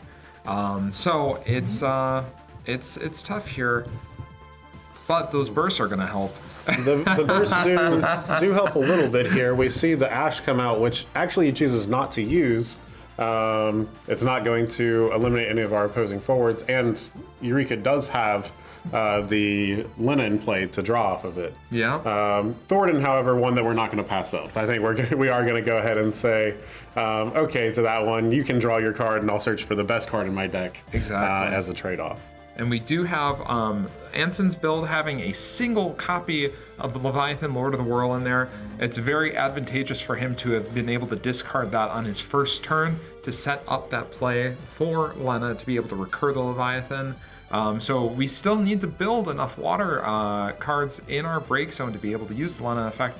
But Anson definitely trying to follow his normal game plan with the water build to be able to do that. But we have to weather this beating. And what helps us weather the beating? You know that one too. Absolutely. Anson really holding on here and showing us why water can kind of stick with it. And it's not just the ones that he's hit right. It's not just luck. I mean, look at his break zone too. We see that the copy of Famfred in there. He's used to this kind of line where because we only play 11 forwards, we're not sitting there. We're not trying to block the damage. What we're trying to do is punish our opponent for being too aggressive and coming back and, with the comeback mechanic of the bursts coming down. So some people will say it's luck. But really, it really speaks more to the deck building ability of Anson here, building his deck in a way where he's able to deal with the Knights a bit. Not to say that that bend and don't break strategy that we talked a little bit about with Wind earlier, certainly being employed here, and the EX burst count helping that bend section. Yeah. It does also speak to the power of the Lena backup. Yes. That we do see across the table, though, is that while normally this is quite a punishing blow for the Knights player in this situation, Eureka has also drawn 2 additional cards. Yeah. It's allowing him to hold up some answers. We can see the Gawain there. I believe the other card in hand is a Kukulane, which is going to be impactful if we do end up seeing this Lena Leviathan come out. Yeah. Certainly going to help mitigate some of the damage that does this turn. Yeah, and Gawain just being, we want to set up for this Ramza turn, especially when we already have Anson at 4 damage. We can get in with a couple more, and then that makes Ramza coming down such a big deal. Yeah. Being able to deal direct damage is not a very common ability in the Final Fantasy trading card game. There's a very select few cards that I can really, off the top of my head, way back when, I think the first one was Palom. A version of Palom that was able to deal, so you'd use Palom and Porom together, and you were able to do direct damage that way. A comet or a meteor special ability, something. Yeah. Not popular, not played. But Ramza, I need to play a bunch of Knights to do direct damage? okay, that's Yeah, we can do that. Sophie, very similar, and Sophie showed why that ended up on the restricted version. Yeah, Quadav coming down, a great choice with so many strong 2-drop forwards that are being played today. Obviously here Lasval is the one that we're most focused on, but cards like Zidane, cards like Furion that we see in other matchups really makes Quadav so important. So when you're in Pelborough Mines in Final Fantasy XI and you see these guys pop out, be careful because they're coming for your 2-drops. It is important to know that the Quadav does let your opponent select the forward of cost 2 or less, so we don't exactly get to target the Laswell here, but getting rid of a knight, again, just as continues to be important as we talk about this Ramza coming up and the amount of damage that Anson is already at, you have to start considering that every single play you make here. Yeah, it is important to note. Yeah, great thought there, Will. It's just you don't get to choose which one. But it can't be, if it was choose, it might be a little bit too good. Right. It might be a little bit too good, but it's still strong to be able to get one out there. And then Witch of the Fens. And then seeing the Witch come down is going to be very impactful against the Knights. Yes. While a lot of the time we mentioned the Ramza just needs other Knights around, not all of the other Knights have the biggest bodies. No. So the 7k from the Witch can be enough to make combat difficult or to straight up remove some of the Knights that your opponent has, especially like this more troublesome Laswell that's still sticking around on the board. Gotta appreciate the full art on this one as too. I'm gonna do this throughout the whole weekend, so you'll have to. I apologize in advance. Ryoma Ito, a recurring artist for the Final Fantasy TCG game, but for other Final Fantasy titles. I love seeing his art on these cards. Witch of the Fens being one of the more impactful cards where we get to appreciate his art recently. And we do see very cool come down here. The Piranha on entry is reducing a forward by 2k, and then immediately getting sacrificed with the Witch's ability to reduce it by another 7k, also triggering the card draw, kind of in that same action, while not a forward that's going to be able to attack anymore. Again, we eliminated 2 of our opponent's forwards this turn, and that's just about all we can hope for. Yep, and Anson also playing it very wisely. The numbers worked out where we're not trying to, expend so many resources removing the Corilla, but if we have to choose a forward to remain on the board, Corilla is going to be the one that we want to leave out as much as possible. We do not want, for Anson, we don't want Eureka to play another copy of that, and whether that be directly from hand or recurring it off of a Ramza, we don't want to see that. So oftentimes what we'll see is that Corilla will always be the one that kind of sticks around, and we try and dance around that in a way where, if we do see another one, we're more geared to, deal with it when it happens. So Victoria coming out of Limit Break. Victoria coming down to take care of the Witch. That is a priority for the Knights player here. And one of the other things I do want to mention here is that while we did play that Piranha and we were able to successfully clear a couple of our opponent's forwards, it did cost us the Lina that we had in hand, along with the Leviathan that was already set up in the break zone. Yeah. And since we can see the list here, we know there's only the one of. This is going to be a little bit tough to try to trigger later on in the game. Really going to need some sort of either a Lev 6 burst coming through to really save that for us. Don't know that there's another way we can do it in here right now. It certainly doesn't look like it. Outside of another Leviathan burst, but hey, Luna Freya. What if we find that Leviathan off the top of the deck and then we're able to recur it that way? Is this what we're setting up right now? It very well could be. Let's see. No commentator curse there for the players. Yeah, sorry, Anson. We wanted to see you hit that there. But Anson seeing no bursts out of there, 2 copies of Apkalu, 2 copies of Alchemist, and then 1 copy of Astrologian. These are cards we're very happy to see early in the game in a matchup that's maybe not Knights. Yeah. It is maybe the worst 5 cards that he could have seen. So a very unfortunate flip for Anson there. Going back to Eureka here, who is setting up and doing his best to close out the game. Anson at 5 damage here right now. Yeah, at the 5 damage, and we do see that Eureka still has both of the primary colors with the fire and water set up. Don't have any easy access to ice right now apart from discarding from hand. But we do have the Gawain, which is going to allow us to search. Interesting that we do leave the 2 backups open here. Certainly kind of implies to me that he's trying to go get something that's going to use those colors very quickly. If I had to guess, let's say Ramza is 1. Ramza grabbing, any number of targets here. And then I think the second one doesn't matter. Less impactful. Yeah, so Agrius. Agrius, I shouldn't say less impactful, right? Yeah, and certainly, it's not going to really do too much with its ability on this board. It doesn't have any legal targets here. But it is a 1-cost knight, and as we mentioned earlier, sometimes all you need is additional knights in hand. Yeah, so we could see a turn where we discard the Agrius, play Ramza, target Garland. Garland gets the Agrius back, and then we play the Agrius, and then we're set up with quite a few knights, enough knights where we're able to use the ability and still have be able to attack this turn. Yeah, so, and almost exactly as you said, we are trying to push forward here. This is going to leave us with quite a few forwards on board. The Garland trigger off of the Agrius will allow us to take care of the realm. And then we have the Gorilla and the Victoria that are able to swing here. And our opponent's going to have to start blocking really soon, reducing their permanent count. Well, it's basically he's forcing the block here. If a single point of damage comes, so Gorilla can swing, and Victoria, excuse me, they can both swing this turn, and we will still have 4 knights to do that.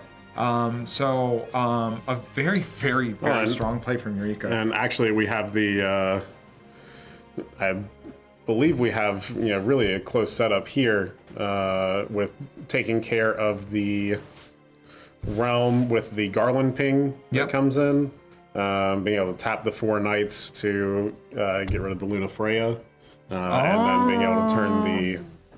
We can't discount that. We did actually Kukulane the Ramza in response to the Garland entering, so it's not going to be able to see that here. Yeah. But...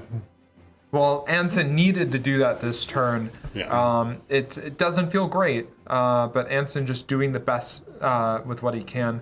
Eureka opting not to attack there, which I think is, we don't want to get blown out. We don't want to see that Leviathan.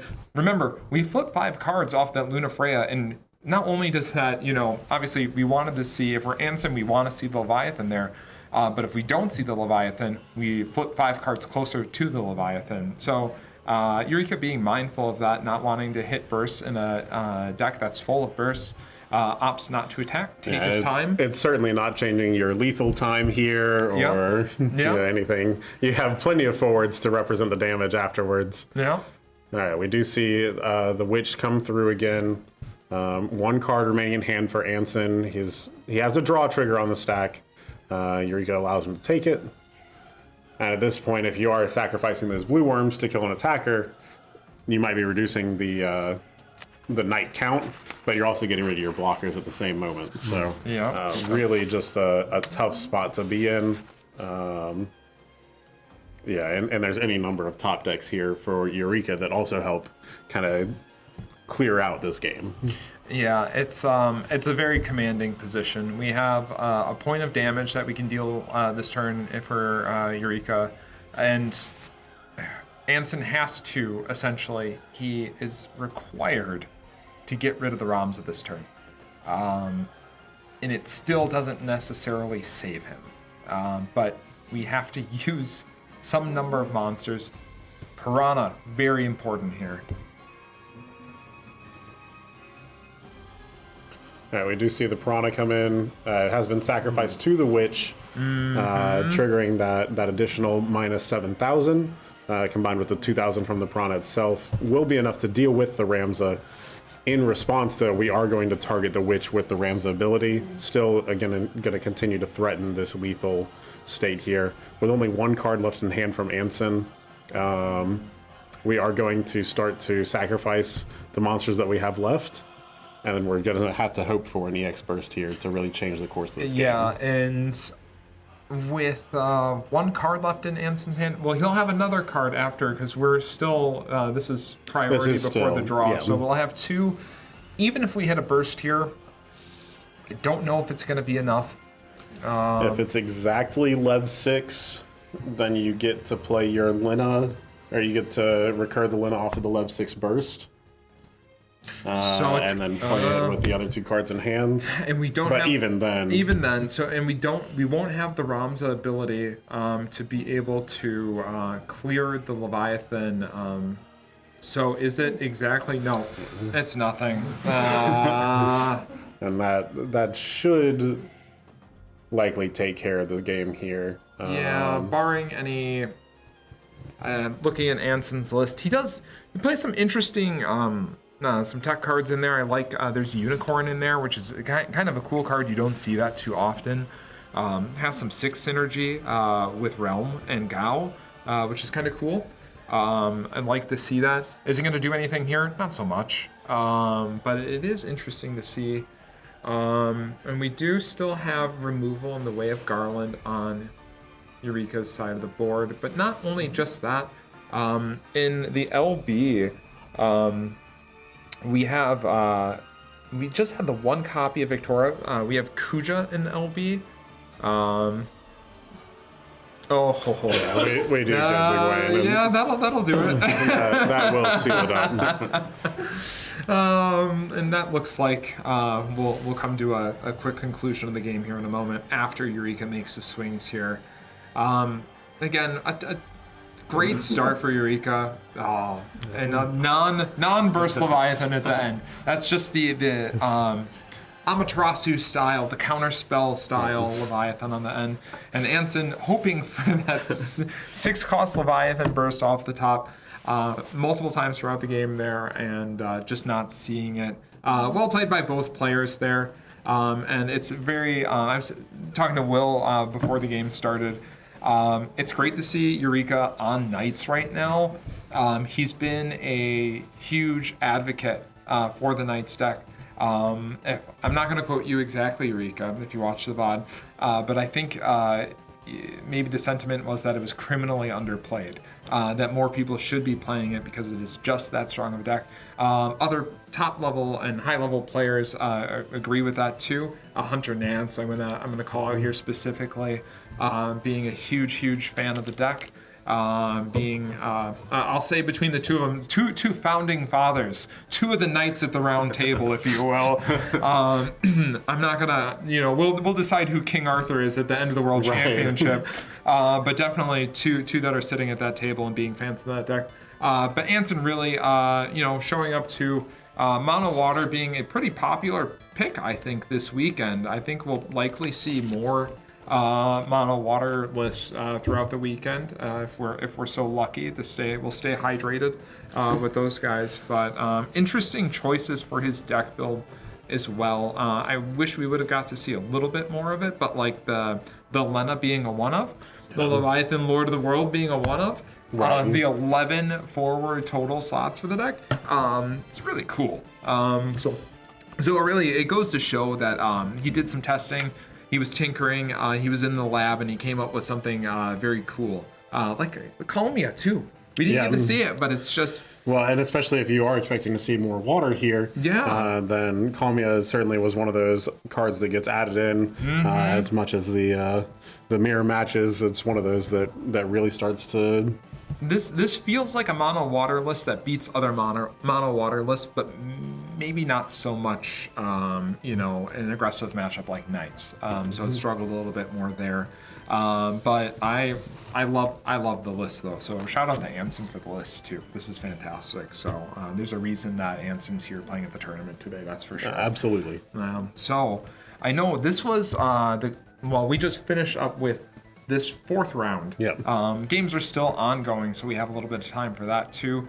I know after this there's a lunch break, Yes, right? we have a lunch break, so we'll be back in 50 minutes, I think. Okay. So go grab a lunch for yourself too. Take a little break, but we'll be back with you eventually.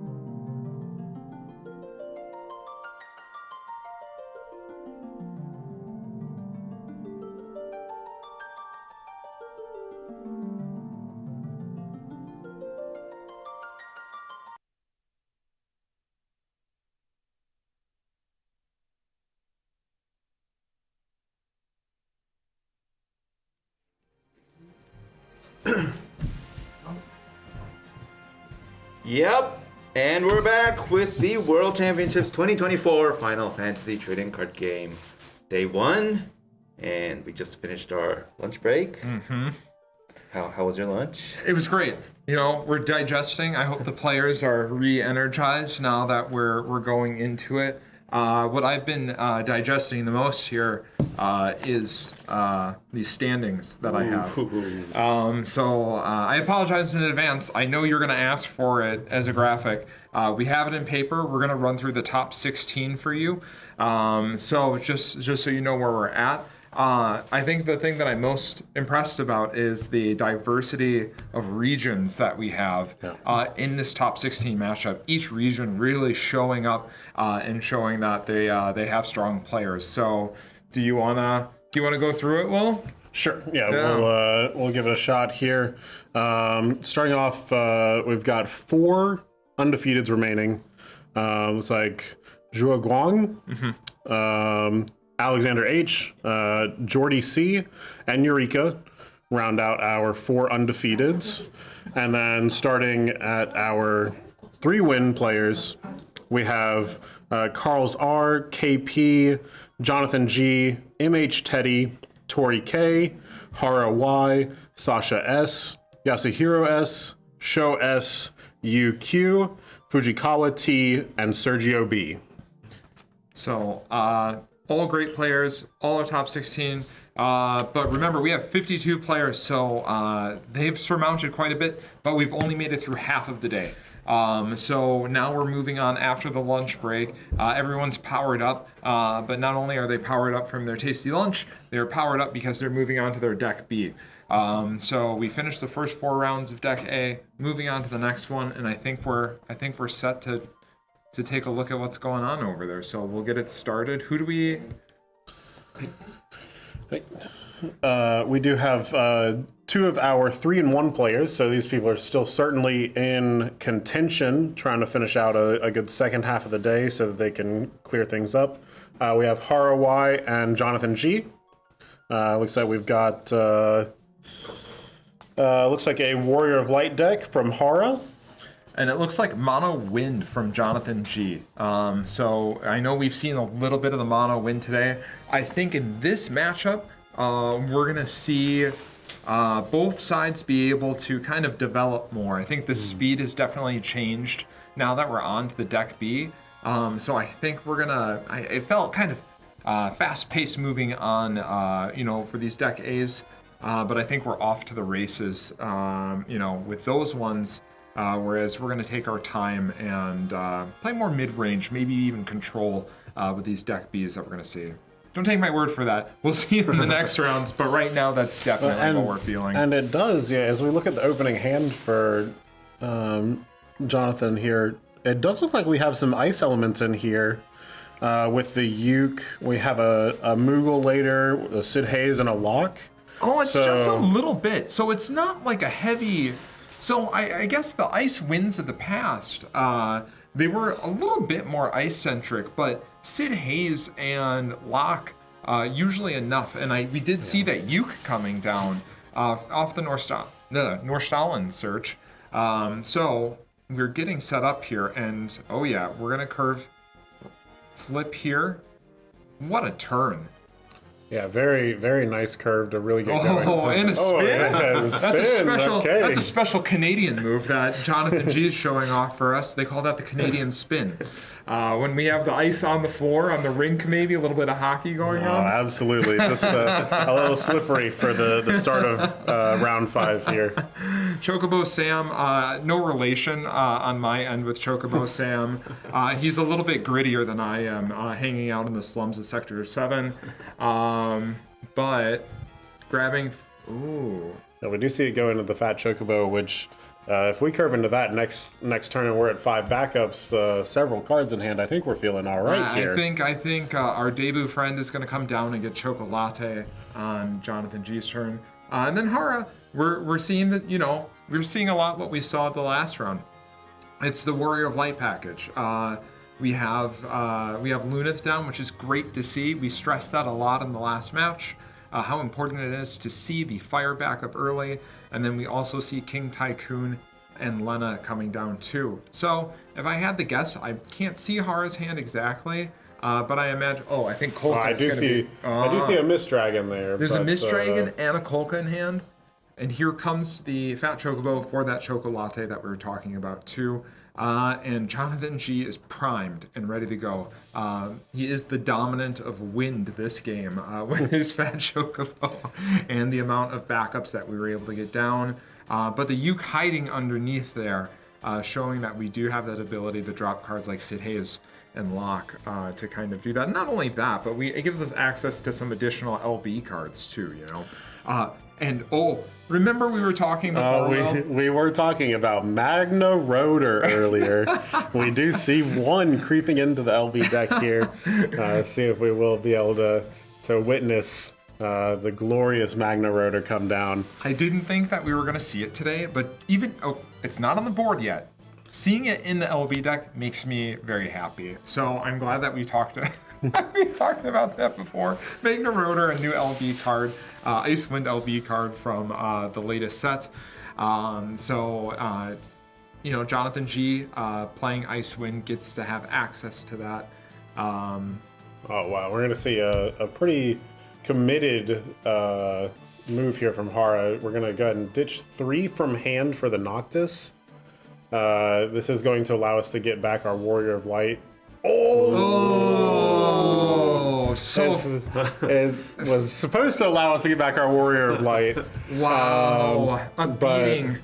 Wow, Jonathan G already at the 4 win backups necessary for Fina. Yeah. Fina canceling that effect of Noctis, effectively making Hara's turn painful. And just leaving the 4 floating mana there. Just this is going to be a very big tempo swing. We do have to see if he can follow it up with something, because one of the things that Icewind can do at this stage of the game, especially against the Warrior of Light where they need all 4 colors, is really start to lock them down. Yeah. And once we get that locked down, this really could start to turn on its head for Hara very quickly. Yeah, I think Hara too, maybe much like, immediately when I saw the deck list, what did I say? I said, mono wind, and then you pointed out we do have those ice cards in there. Maybe Hara honed in on seeing that ice card and said, this is ice wind, this isn't mono wind. Fina is something you typically you keep your mind on when you're playing a mono wind deck. You might not think so much about Fina. It's like, well, how often is he really going to be able to use that Fina in there? But I imagine Jonathan G knows that 1 ice backup is likely going to be enough for what he needs to do to safely play that Fina, and that Fina is a 3 copies of the deck of the card exist in the deck. So Jonathan G is committed to the Fina. So this curve that he's had with his backups is probably very typical and very planned for what he does every game with it. And Hara, I think, was blindsided there by that. I know I was, and we have the list in front of us. So it's it's no shock that he was surprised by it. Very impressive play there. Surge is coming down, dulling down the Noctis. And that is cast 2, so we'll get to reactivate with our Atomos. Let's see what we've got going. This is the point where now we are we're at cast 2. Hopefully we're getting a Sid Hayes down here on Jonathan's side. We do have Zidane. Now we're going to start taking these impactful cards. Also, that's one heck of a burst that he would have hit. That would have been an insane burst. And that's a great card to have. Hara probably has it in there specifically for Zidane. So we get another trigger off of Zidane. Wow. Oh, another burst. Wow, yeah, another burst. And Bosch, a non-burst. And a Bosch that would have been a great card to have here as you're starting to try to rebuild. Pausing. Alexander being played, Hara contemplating. We're just going through, maybe clarifying. Counting, they're doing cast count here. I see. Making sure that Alexander was cast 4. And it was. We had the Zidane. Our Mog earlier, then the Surges, the Atomos reactivated, we played the Zidane. Yeah. So we're just clarifying the play here. likely making sure, oh, maybe there was some additional issue. The judge is rectifying. I see. So we saw the card beforehand, and Hara's opting to cancel the Alexander here, and preventing that draw 2 off of the Alexander. So just a little quick from Jonathan G. In his defense, we don't often see a misdragon canceling an Alexander, but that is, we want to play more deliberately. So good for Hara, good communication there. Did we see a Warrior of Light off the top? We did not. We're seeing 6 CP paid here. Luna Freya? Luna Freya has to be my guess. Yeah. And this is 2 LB2s that have been cast now. We've only got 2 cards left in our LB deck. Likely going to be some sort of maybe a Leo next. Yeah. And now we're seeing the same. Okay. Yeah. So we do see a burst, but we also see the 4-cost Warrior of Light. I would say that the burst is likely, The burst is going to allow you to search again. Yep. Which is probably going to be your best bet in this scenario. Yeah. Having gone down to so few cards, we do need to make sure that we remain it. Kuseth being important, but we want, that's better because it searches 2 specifics. I'm thinking, and Sarah FFL has that ability to reactivate a forward, which can end up being very impactful in the ice matchup here. Absolutely. The Zidane, still a threat here. I imagine Jonathan G has a few ways to maybe move around some of the forwards, but we have the well, should I call them engaged or should I call them married? I'm gonna call them the engaged couple on the opposing side of the field. Jonathan G said. Oh, but we do have Sid Hayes coming down. Okay, so this is cast 1. He is going to reduce the next card. Oh, wow, it's a Rosa 2 coming down. Yeah. So it reduces the cost of the Rosa by 2, allowing it to only cost 1. This triggers the Atomos, activating 2 more backups. And then now we are at our 3 wind characters. Let's see what we've got here. I'm surprised that we didn't reactivate the Uke, maybe? Yeah, I tend to agree with you. But even still, we would be at 3 CP, and I don't believe there's anything he could have played because the Surges is already on the field. True. How many in hand for Jonathan? I believe it's 0. Oh, so we're which is the unfortunate nature of it. He's not going to be able to get to that 3rd cast for the Sid Hayes. Well, we have the Brynhilder, you know. So that is true. Yeah. Well, I'm actually he wants the target first, so we can still get the reactivation this turn. So we're swinging with Zane. Whichever target or whichever forward decides to block here is going to get blown up by the Brynhilder if we choose to block. Right. Now we have Kusith to be able to cast for our cast 3 to reactivate with the Rosa. An insane flip, honestly, off of the Zidane there for Jonathan G. But we weren't able to get the Sid Hayes. Right, before which was kind combat. of, so it was, I think that's... You get both sides of it here a little bit. I think either way is likely a fine decision. Hitting the Kusa certainly makes this look a little bit better on the other side of it. Yeah. But happy to see whatever he does get here with what does look to be the Kusith. Yeah. So it might be Kusith to reactivate cast Brynhilder just because for the Rosa 5, I wonder?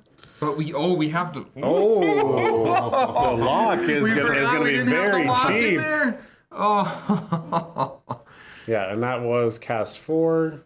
We do get our counter on Chocolate as the Rosa triggers to activate all of our backups. Luna Freya and Noctis being targets for lock to be able to use that break effect on there as well. Hara sitting with 2 in hand? I believe it is 2 in hand. I think 3 in hand. 3 in hand.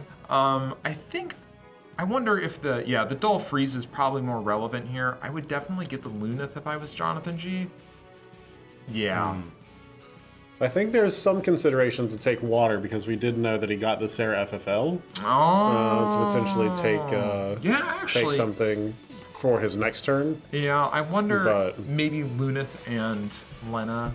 Still a strong play from Yeah. Jonathan. Absolutely. Absolutely. The lock is a very large body, has incredibly powerful effects, and getting to cast it for 2 Yeah. at the end of all of that is really is just a great turn sequence for you. So looking at Hara's list, does Hara not play any copies of the Shantoto backup from Opus 1? I see none. It sure doesn't look like it. Wow. And we have already played the Noctis and the Lunafreya, so we are cut off of the Shantoto LB. So this is really going to be, it's going to have to be some sort of very impactful kind of arc into Ferris, into Refia, kind of combination turn here for JG to start bringing his way back. Let's see. He is getting the Refia here. We played the Sarah FFL. This is by ditching 3 cards in hand, it appears. Yeah. Okay, and then one of the other things to note is that we are still at damage 2. Certainly not quite where we need to be for the Ferris. Damage 3 makes that really turn online. I think he kind of hesitated on the second search only because he was trying to decide which card he was going to be discarding for that Refia. We do get the draw on the reactivation, so we're live there. Our LB is so limited right now. We do have Refia to be able to send 1 back. It's tough though. Against Wind with Chocobo, that Refia, when it decides to target whatever, Jonathan G having the option to play Chocobo to return the target that Refia tries to get rid of might be painful as well. But of course, Jonathan G has to have that. I don't have access to his hand right now. Couldn't tell you if it's there. Use the Chocolate to get the draw, spending the counters. And with both the Tomos and the Rosa active here, really not too terribly worried about using that mana early. Yeah. Let's go ahead and make sure that we are tapping it down to get that card draw, have as much information as possible before we begin this turn. If we play this right on JG's side, this could be the final turn of the game. He does have enough attacking bodies, and I believe there is a little bit of haste hidden in here from our hidden Magna Rotor. I want to see it so bad.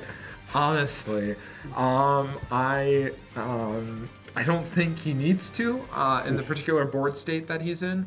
I think it would be probably pretty frivolous to need to do it, but I want to see it. It's just a personal thing. Alexander coming down for the draw. We're going to start casting. That is our first cast for the turn. Okay, looks like we are using that Brynhilder now. Targeting Refia. Why is he drawing? Yeah, Okay. I think Jonathan G just a little confused there. It's not a draw on cast. It does have to break the forward. So there's a delayed auto ability that's attached to Refia now, where if Refia goes to the break zone, we will get that draw. Jonathan, I think there was a judge just maybe... Yeah, maybe just shuffling the deck again, just to make sure. He did touch the card and take it completely off of the deck. Yeah, this is great. We do want to make sure Jonathan is in a very strong board position. But we are playing at the highest level, and we do have the staff on hand to make sure that we're playing as deliberately as possible, and making sure that we minimize any mistakes like that. So shout out to the staff for being able to keep clarity on the board, especially in a multilingual Worlds environment too. It's especially important to be deliberate and play concisely.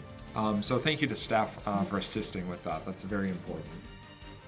Okay, we did pitch, looks like 3 from hand, along with tapping 2 of the backups that we just reactivated. We're playing Ace, the Ace LB. This is quite a bit of damage coming through. 1,000 for each wind character to all of your opponent's forwards. And that is going to be enough for a board wipe. So we're seeing the Refia tap itself and 3 of the backups to go ahead and tuck the Sid Hayes. Let's see, we're still trying to figure out exactly the chain of response here. I see it's, we're just using Chocolate's effect prior to the Rosa auto ability going on the stack. The Sid Hayes will go away. This is where we should see that Brynhilder delayed auto ability off the draw. We should. It has been just a second, though. I don't know that, I hope that we that might draw. miss this. So I hope that that's not missed. I don't believe that's an optional ability on the Brynhilder. So we do hope that they draw and they do catch that at some point. I think maybe... Are they seeing it? I hope so. We might need to say something about that trigger. まあプレーンヒルでのドローができてないんじゃないのかって。 Yeah. So we've alerted staff, so we'll try and get that in there. But that pause on the Brynhilder before, we will try and get them to do that because that effect doesn't go away once the Brynhilder's cast. That effect stays there, so it doesn't have to die to that Brynhilder at that moment. It just has to die during that turn. And it does, you know, it's also interesting to see that JG did not attack anything here. That speaks to the power of the Warrior of Light deck at damage 3. Yeah. When you have 4 open attackers.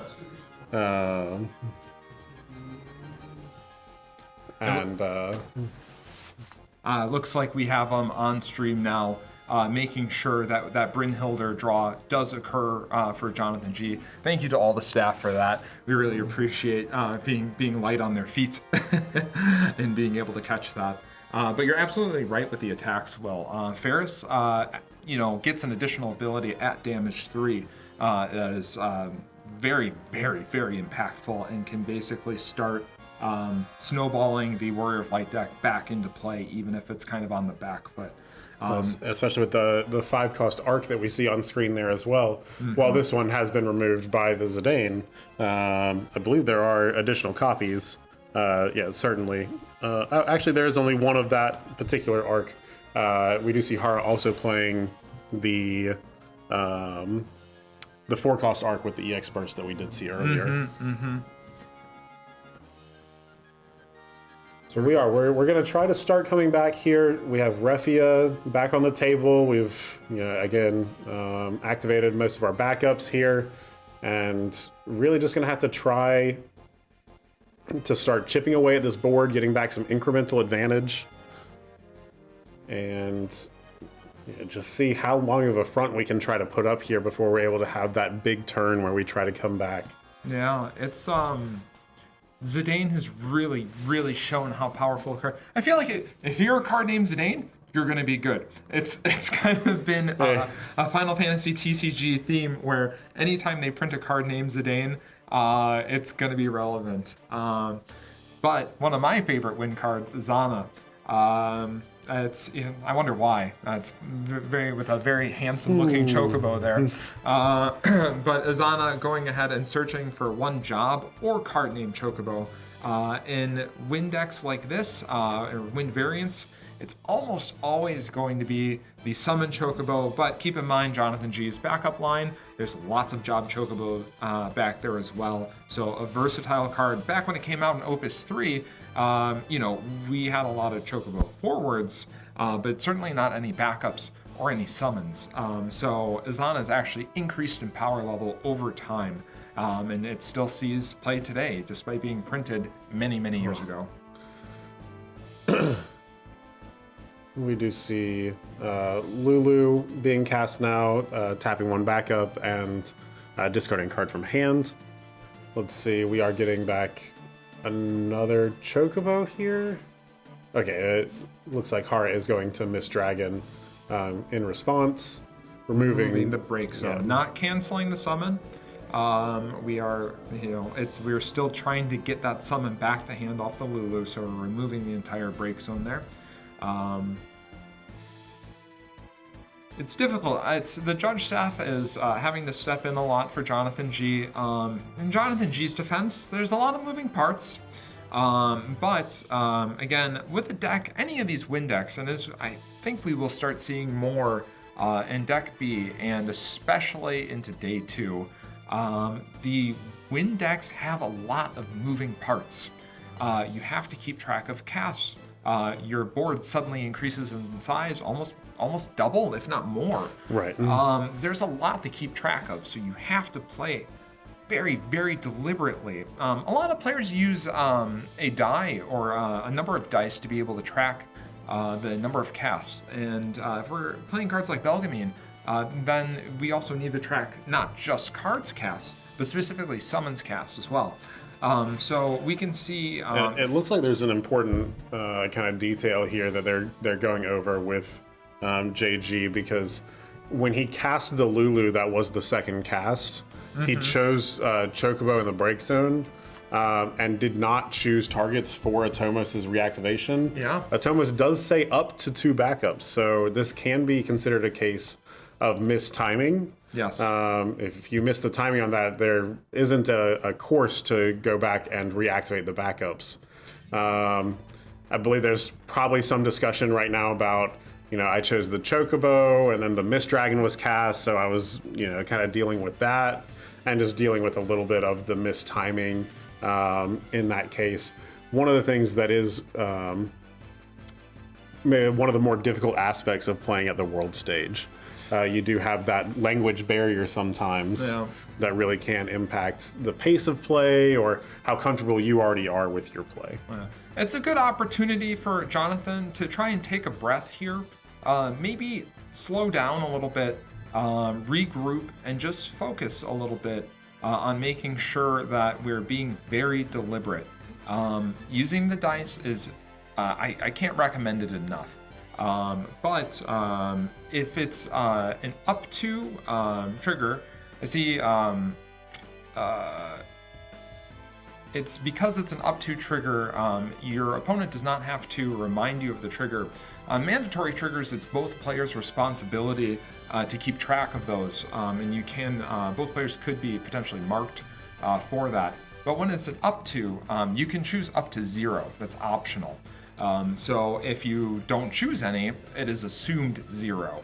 And that is assumed deliberate, that you are not doing that, even if it seems specifically disadvantageous to do that. So I think Jonathan is in a great board position. He can take his time here. He's set up well, but we don't want to carry over any warnings into additional rounds. We still have half the day left.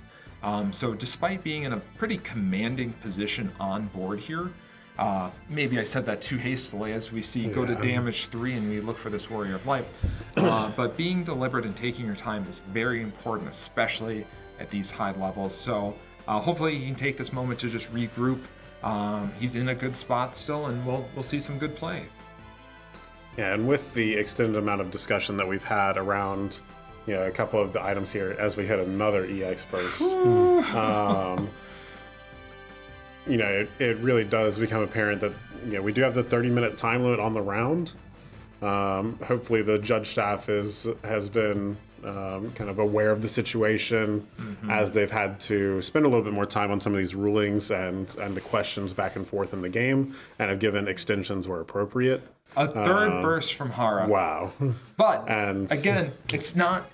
This is part of the deck building. It is not strictly luck. And this is the reason that Jonathan G was being so wise in holding off on putting Hara 2 damage 3 prior to this. We wanted to make sure that when we do it, we're doing it very deliberately, and we're able to kind of close out the game or be in a position to close out the game the following turn when we do that. So if Hara is still in this game, this is his turn to make a comeback. He's had 3 bursts to be able to kind of refill his hand and set up for this turn. So we want to see an exciting turn from Hara here. Do we have another Fina? Looks like no. Hara is safe from another Fina. It's serious. Yeah. The first Fina, it set the game in a particular spiral after that. But we're not going to see that again. And here comes that Ferris. And this Ferris is going to allow you to search your deck for another Warrior of Light, as well as activate its own effect, which is pinging everything on the board for 1,000 damage. And then every time one of your Warrior of Lights is damaged, you get an additional 3k ping. So he's going to get 1,000 to the board, and then 3 packets of a 3,000 ping. So deciding where we want to place those right now. Just analyzing, taking his time. And there aren't a ton of super clean damage numbers for us to work with here. What I believe we will see as we go through this is hopefully whenever we get to combat, the Lunith will untap, and then we'll be able to give that Ferris haste to really clean up some of these numbers here. Yep. But we're certainly going to have to keep that in mind as we go through this process. And we have a number of Warrior Lights here, so we're going to be able to use the 4-cost Warrior of Light to do another 5k. We'll still have enough Warrior of Lights on board to be able to use Refia's effect, and we'll still be able to attack with Ferris with the Lunith backup. We just have so much going on. And using the Lena special to get the Zidane out here, sussing out that even if there is a Fina and it wasn't used earlier, being able to Fina the Refia trigger would have been very impactful. Instead, now we are certain that our opponent doesn't have it, and then we're going to be able to continue the rest of our process here. Looks like Well, it's 3. We need 4. Yeah. Judge staff, thank you again.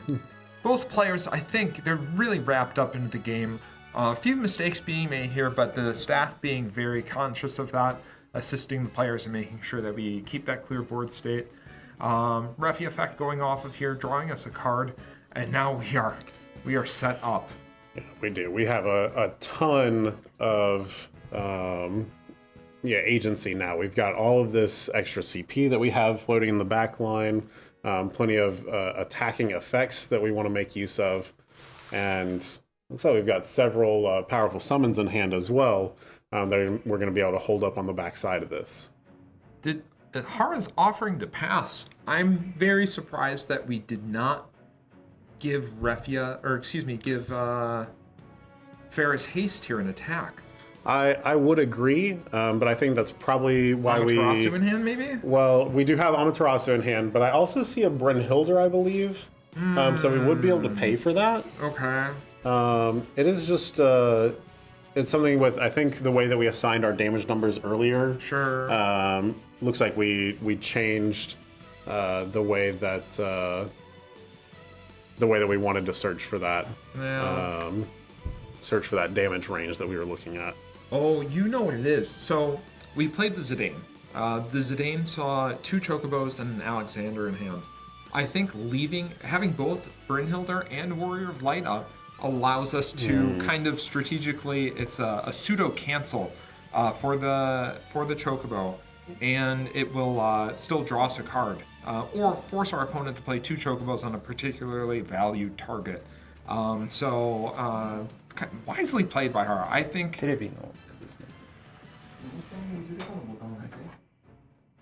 So we use Amaterasu there.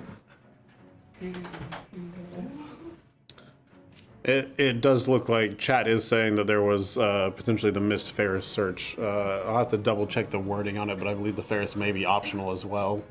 That is not something that we can. I will pull that up. That we can go back to, especially with the search always being able to fail to find. True. And yes, I think any search is non-mandatory because you can fail to find. So it could be, if it was, it would be a search. So it isn't required to search. You can choose not to search. And there is also the possibility. I'm looking at the list here. Yeah, there's a small possibility we could have been out of Warrior Lights. There's quite a few, but... Good catch, chat. But yes, it is. Searches, I don't believe there's a single mandatory search card in the game where it forces you to pull a card out of your deck on a search option. So we may have missed it, but it's always you may. So here comes that Chocobo, and now we have the Brynhilder and the Warrior of Light. And let's see if... We have the Brynhilder, we have the Warrior of Light, and we have the Refiatuk. Yes. Really just to... Just a number of options, and I think we can do all of them cleanly. Maybe the best scenario that we could look at here is choosing the Rosa on JG's side, but now with the Kukulane preventing the Rosa, preventing its own... So if he... Yeah, no. Let's see what he does. What? Okay, we are going to try for the double Chocobo in response I think this might be a blowout for Hara. Hara's, I think he's thriving right now. Well, the Kukulane is still in the stack. Sure. Oh. Okay, and we're choosing the lock on this one. Okay. And we're using... Well, we are at 6 damage, so we can't just freely, start dulling down our forwards. We have to be conscious of that still. The judge is being very... Thank you, Judge. That's very good. There's a lot of moving parts on both sides of the board, and the judge is just making sure that the players are sequencing resolution of each card that's cast here. When we have summon, response, summon, response, summon, there's a lot of things going on. And when you have cards like, let's say Rosa 2 that are keeping track of cast counts, that's important too. So in between there, we have this activation, and we're making sure that we're conscious of all of that happening. So I think regardless of the outcome of this match, in my mind, I think the judge staff might be the winner. Absolutely. Of keeping track of everything. And this is probably a good warm-up for them as we do get into the second half of the day. Everybody a little sleepy sometimes after lunch. This will really get your mind woken back up and ready to go. So, this really has been a lot of back and forth here. We thought that JG was in such a commanding position for quite a while early in the game. Yep. And now getting to the point where the board is starting to swing back the other way, and we're going to have to be really careful here on the win side to be able to finish this out. So now we have the 5th cast count coming down for Rosa, and we have Locke. Locke needing to choose the abilities before we flip the card from the Rosa. He can choose how they resolve. The flip happened before the lock happens, but we do need to choose the modes beforehand. I think we're clarifying that right now. I think Jonathan may be struggling with that a little bit. So, dull freeze there. Yeah, if we are dull freezing the forwards, we still have, at least in JG's mind, 2 attacking bodies with the Lulu and the Azana. Yep. Warrior Light's getting clean one of those up. But now, we still have that Brynhilder. We do still have that Brynhilder, Azana. absolutely. So, how many cards do we have in Hara's hand, though? Is it more than 1? Let's see. No, it does look like it's just. So is that just it? Oh, wow. So he held on to it that whole time, and he realized that he's like, well, I have to keep this up. But there probably just wasn't a clean way for him to be able to, deal with the Brynhilder that way. Well played by both. We struggled, I think, a little bit on both sides to just kind of make sure what was going on. But I think for both players as well, like you said, Will, going into this next set of matches, we're going to see more of this. There's a lot of complicated lines. There's a lot of keeping track of the cast counts. So it's not just board state. It's cast, cards in hand, LB. Yeah. We're going to see that. And this is the World Championship 2024. We had people fly in from all over the world to be in Japan. Some of them took a train, right? But this is the highest level of play. So this is the time where your mastery of being able to keep track of all of that and concisely communicate with your opponent is going to be more important than ever. So this is hopefully it got, like you said, get the juices going, digest your food a little bit from lunch, and they're ready to go into the next round. I see chat asking for standings. Yeah, we can go through quickly, but I think Next match is in 5 minutes. in about 5 minutes. So we'll quickly go, and this is from lunch into this one. We don't have standings after round 5, but we'll go ahead and give you standings again from the top. Do you wanna give us the top 16? Just run through the names first. Okay. So we have Zhu Guang, Alexander H, Jordy C, and Erika with 4 wins.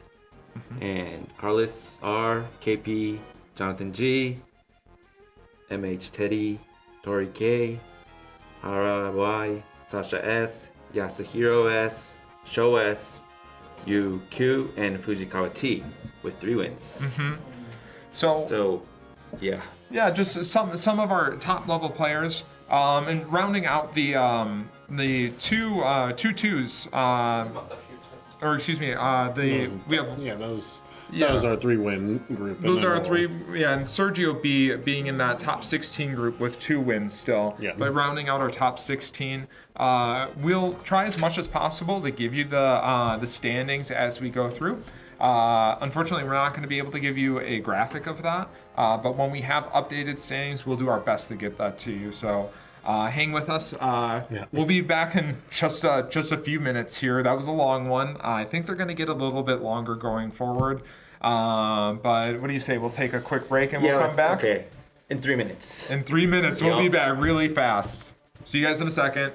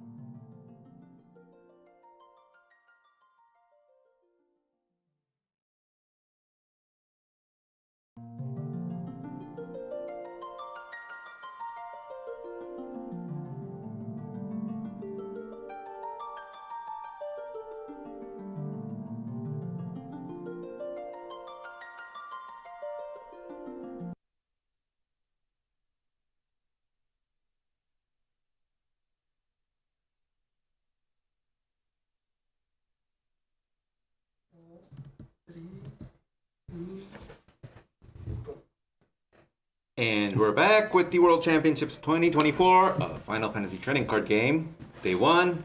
We are on round 6. 6? Yeah, we're moving along. I know we talked a lot about everyone getting their food digested from last round, but everyone's raring to go right now. Fighting jet lag. Yeah, I hope so. I hope so. I know some people got in a little bit earlier this year, but hopefully everyone's well rested and ready to go and move on. So we have a matchup coming up between Sasha S and Jordy C. But I did want to let everyone know that this far into the tournament, we do have 2 undefeated players, being, probably to no one's surprise, Alex H, our 2-time previous world champion, but also household name? Eureka. Ooh. Yeah, Eureka's hanging in there too, also undefeated. So we don't have that matchup for you, but these 4-1 players are also killing it.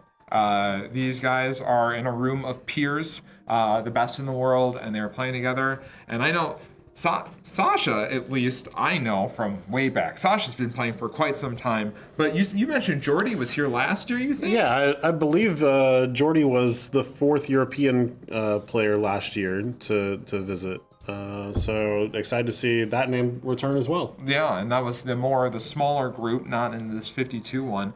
But glad to see returning folks. And here we go. They're shuffling up. Oh, I like Chocobo being on screen. I can just stay there. We can just keep Chocobo up from the beginning. That's good. This is the way that I want to see it. In this matchup, I don't think we'll be seeing Chocobo, though. I think what we'll be seeing is a lot of blue cards. Ooh. Specifically dark blue, not the light blue ice cards, but the dark blue water cards in this mono water mirror between both Sasha and Jordy here. It does look like we're in for quite a battle of attrition here. Looking at these lists, I mean, they are very close as far as the card names go, card lists go. And we've got maybe a couple differences, some 3 ofs in one deck, some 2 ofs in another. But they're near identical. Minus, again, we talked, if you weren't with us before, I talked a little bit about the importance of the subtleties of, 1 extra card here, 1 fewer card there in these builds that are pretty standard. And Mono Water being a very standard, tried and true deck. Very powerful, but commonly seen at this point. But these high-level players decide, okay, I want 1 extra of Leviathan 6. Hopefully you're playing 3. It's a pretty good card.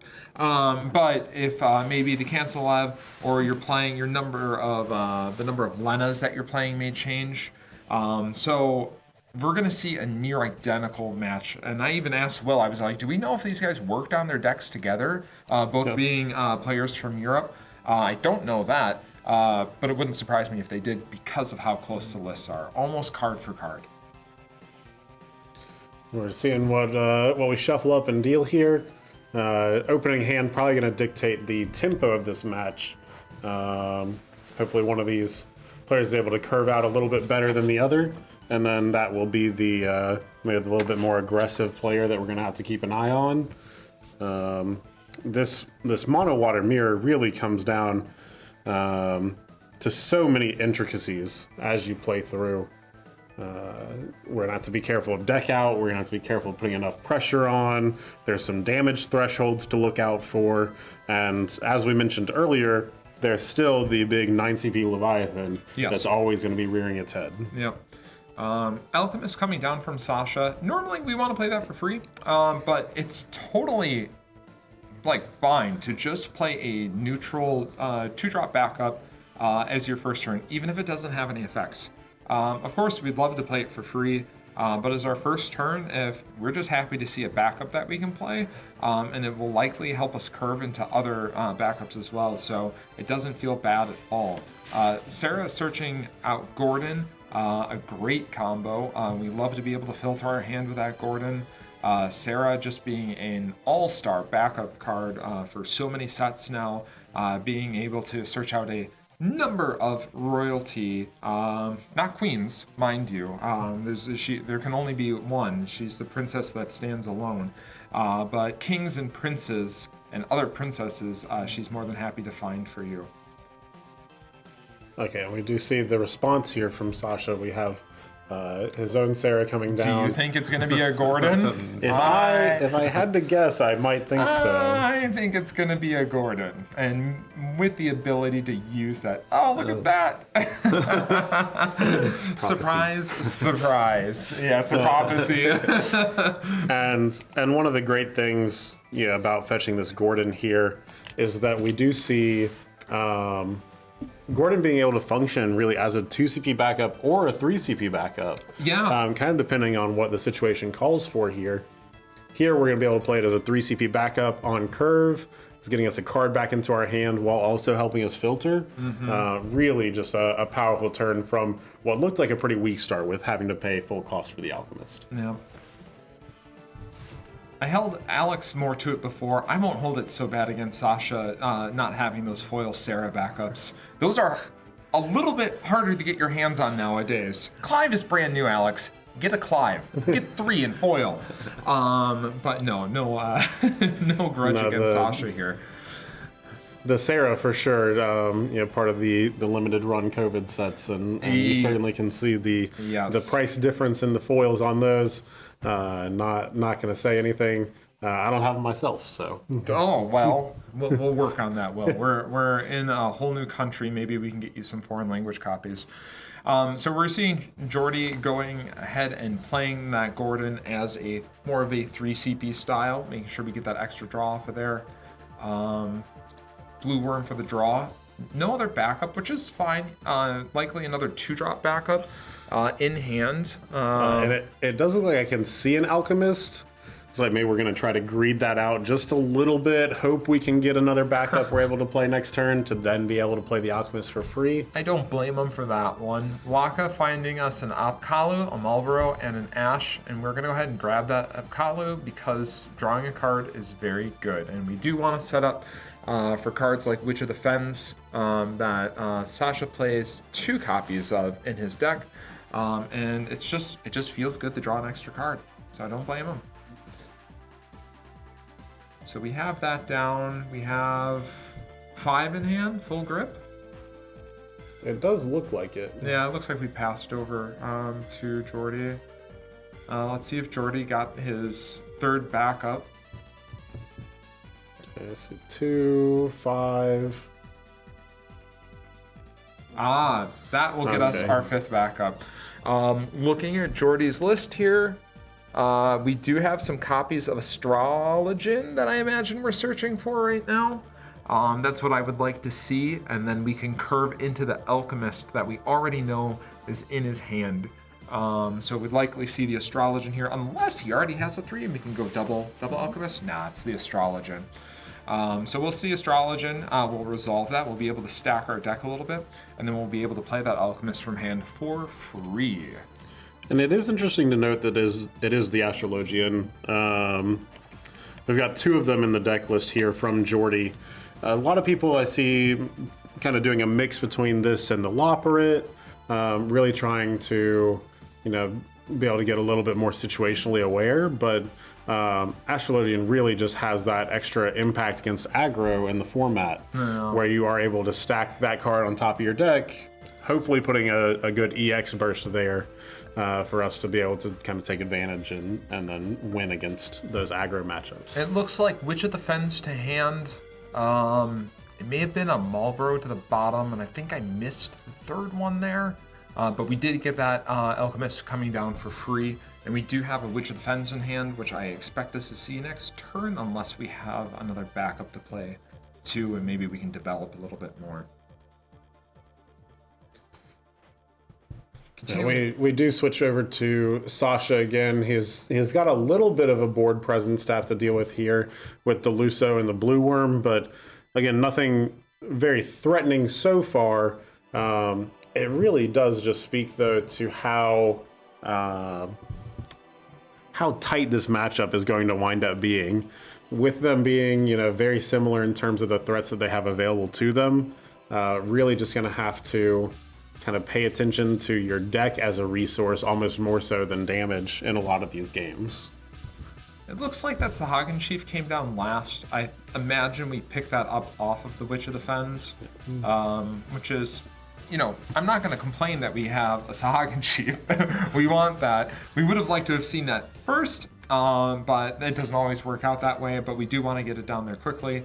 It does act as a form of kind of protection for our Witch of the Fens, which we want to make sure that we have around, and we don't hate replaying that for the draw there. But, if we could have played it and got some counters on it, that would have been, preferable. But getting it down at this point in the game, very strong. We did see Sasha discard a copy of Leviathan Lord of the World for his Blue Worm, so we are set up for a pretty good turn there. And it is interesting to note that on this board state, the Sahagin does kind of function more as a protection piece. But with that Leviathan 9 in the break zone, it can turn its head really quick and start to be an offensive weapon. Yes. Once you have that out. Absolutely. Very, very important to track. A lot of the time it's a little bit playing chicken between the two, as you do have your Sahagin Chief fully stacked, your opponent has a Sahagin fully stacked, and you're just having to see who uses theirs first. One of the more important resources to be able to hold up as we go through the game. So, Witch of the Fens entering on Jordy C's side. With the draw on the stack, we are deciding how we want our Witch of the Fens to interact. Upkalu's acting as loading up the Upkalus, blasting off the Upkalus, and we did a nice trade there, and Jordy finally resolving his draw off of the last one. So, again, this is a mirror match. We're going to see some identical plays from both players here. We do hit a burst from Sasha here. We get an extra card in hand. It might end up being one of those things that gives us enough fuel later on to get to the break point that we want. But same time can be a little bit of that double-edged sword. Yes, I shouldn't be surprised if it goes to a mill-out game, but these are grindy games, these mirror matches. So the extra cards that you draw do matter. So Jordy C playing that Leo down from LB to draw an extra card is good because we get to develop a body on the board that we can start attacking with. But we do want to remain conscious of our deck size because it could very well grind down to that depending on how these draws go. It's hard to say though. You would never say no to an extra draw card. No, it's like, certainly I would not ever. Oh no, but I'm drawing cards. It's like no, you want to draw the cards, but it is a little more dangerous. And a card like Tros, definitely, that's one of those cards where it's like, oh no, if I bounce, then I'm drawing, and I have seen that, and as I'm sure you have many times before. You draw all these extra cards, and yes, it feels good to have options, but yeah. Your deck is a resource. It's finite. Oh, I see a mirror Kukulain. Did I say it was a mirror match? Did I say that? Mirror? What's the Japanese word for a mirror match? Miramachi. Mirror match. Oh, Okay, so Japanese lesson for today. A little easy one. Mirror match is mirror match. So Kukulain from both players here. I wonder if they're having a beard mirror match while they're at it. I mean, it does appear that they could, as we sit here, we get to watch the beard grow long and gray. Yeah, that can happen too. But interesting use of the Gao here from Sasha to be able to remove both the Leo and turn his Blue Worm into a forward without having to sacrifice it at the end of the turn. Yeah. Keeping that pressure up, keeping that number of characters up. Which, as the character count starts to creep a little bit higher, we start to get a little bit closer to that potential Titus turn. Yeah. And then as we are going through the mechanics for that, certainly going to be one of the things where you are, again, drawing more cards. But most of the time you're going to say that if you're casting a Titus, it is worth it. You're putting your opponent far enough behind. Yeah. Oh! Okay, a Tros from both sides. Continuing the theme of the mirror match here, Tros coming down for Jordy C. And in addition, we are going to see the Lena first from Jordy C for that Leviathan Lord of the World. Surely Leviathan Lord of the World. I would tend to agree here. Yeah. We do see the Leviathan come out, but this is one of the cases that I mentioned earlier where, both players are normally sitting there with their Sahagin Chief ready to go. Yep. Jordy doesn't have one here. Yep. So you potentially can end up in a better situation on Sasha's side as a result of having that Sahagin ready to go.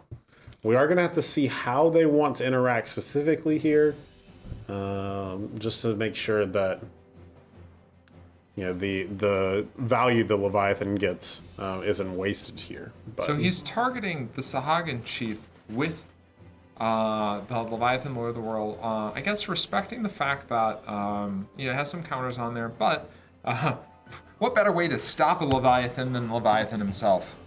Maybe from a different world, a different universe. But we're going to head and stop those bounce effects with the Leviathan summon from Sasha. we do hit another burst on Sasha's side. We get a Hilda, draw a card. Let's keep another track on that one. Hold on, let me look at Jordy's list. Does he have? But he already has the Hilda in play, so I think we might be able to dodge this one. Do we only have the one Hilda in the list? Can we hit a Hilda burst? It does look like just the one. Okay. So we're gonna break the mirror theme. I want the perfect mirror. I'll tell you this: we could, if Sasha was so interested, Titus and put the Hilda on top. So then we did keep the damage the same. Well, But, I'm glad that we have the option to return it to the way that it needs to be. But somehow I doubt that that's the route we'll be able to see here. Shame. Second Sahagin Chief coming down. And Sasha, we talked about his own Lena. Yep. Yeah. And I think this is going to be interesting because the Leviathan triggers on for both players. When we see a bounce, each Leviathan is going to see these bounces happening. So the order in which these happen is going to be particularly interesting.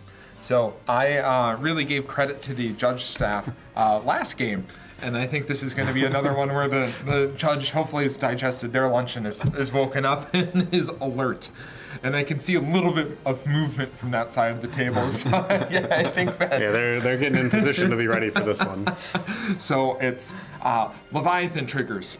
So we have power reduction going on. We have Tros on both sides of the field.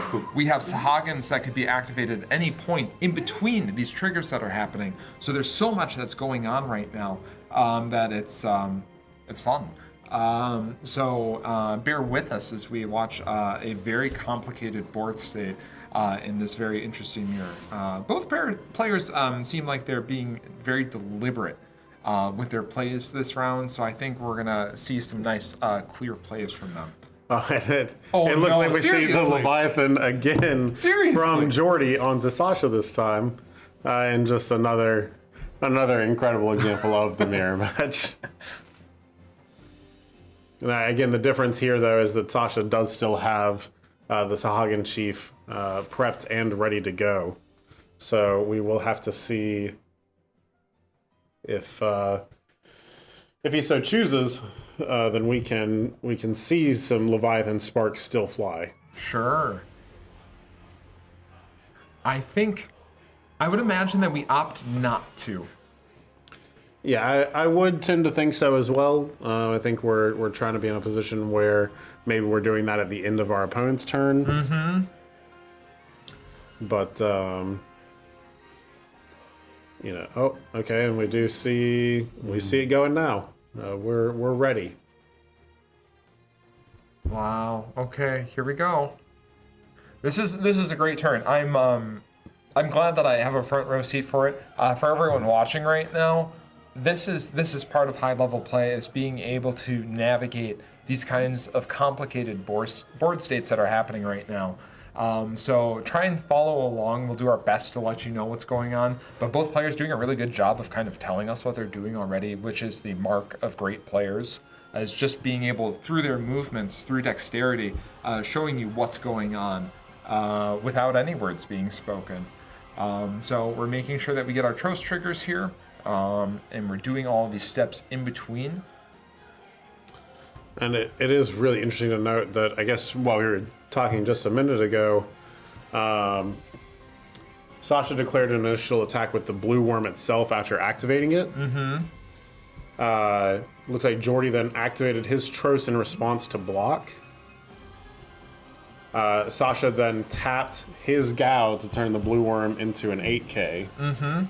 And then from there, we decided to bounce the blue worm that was a forward and bounce the Lina that we still had on board, triggering our own Leviathan, but not triggering our Tros. So we weren't having to draw that extra card.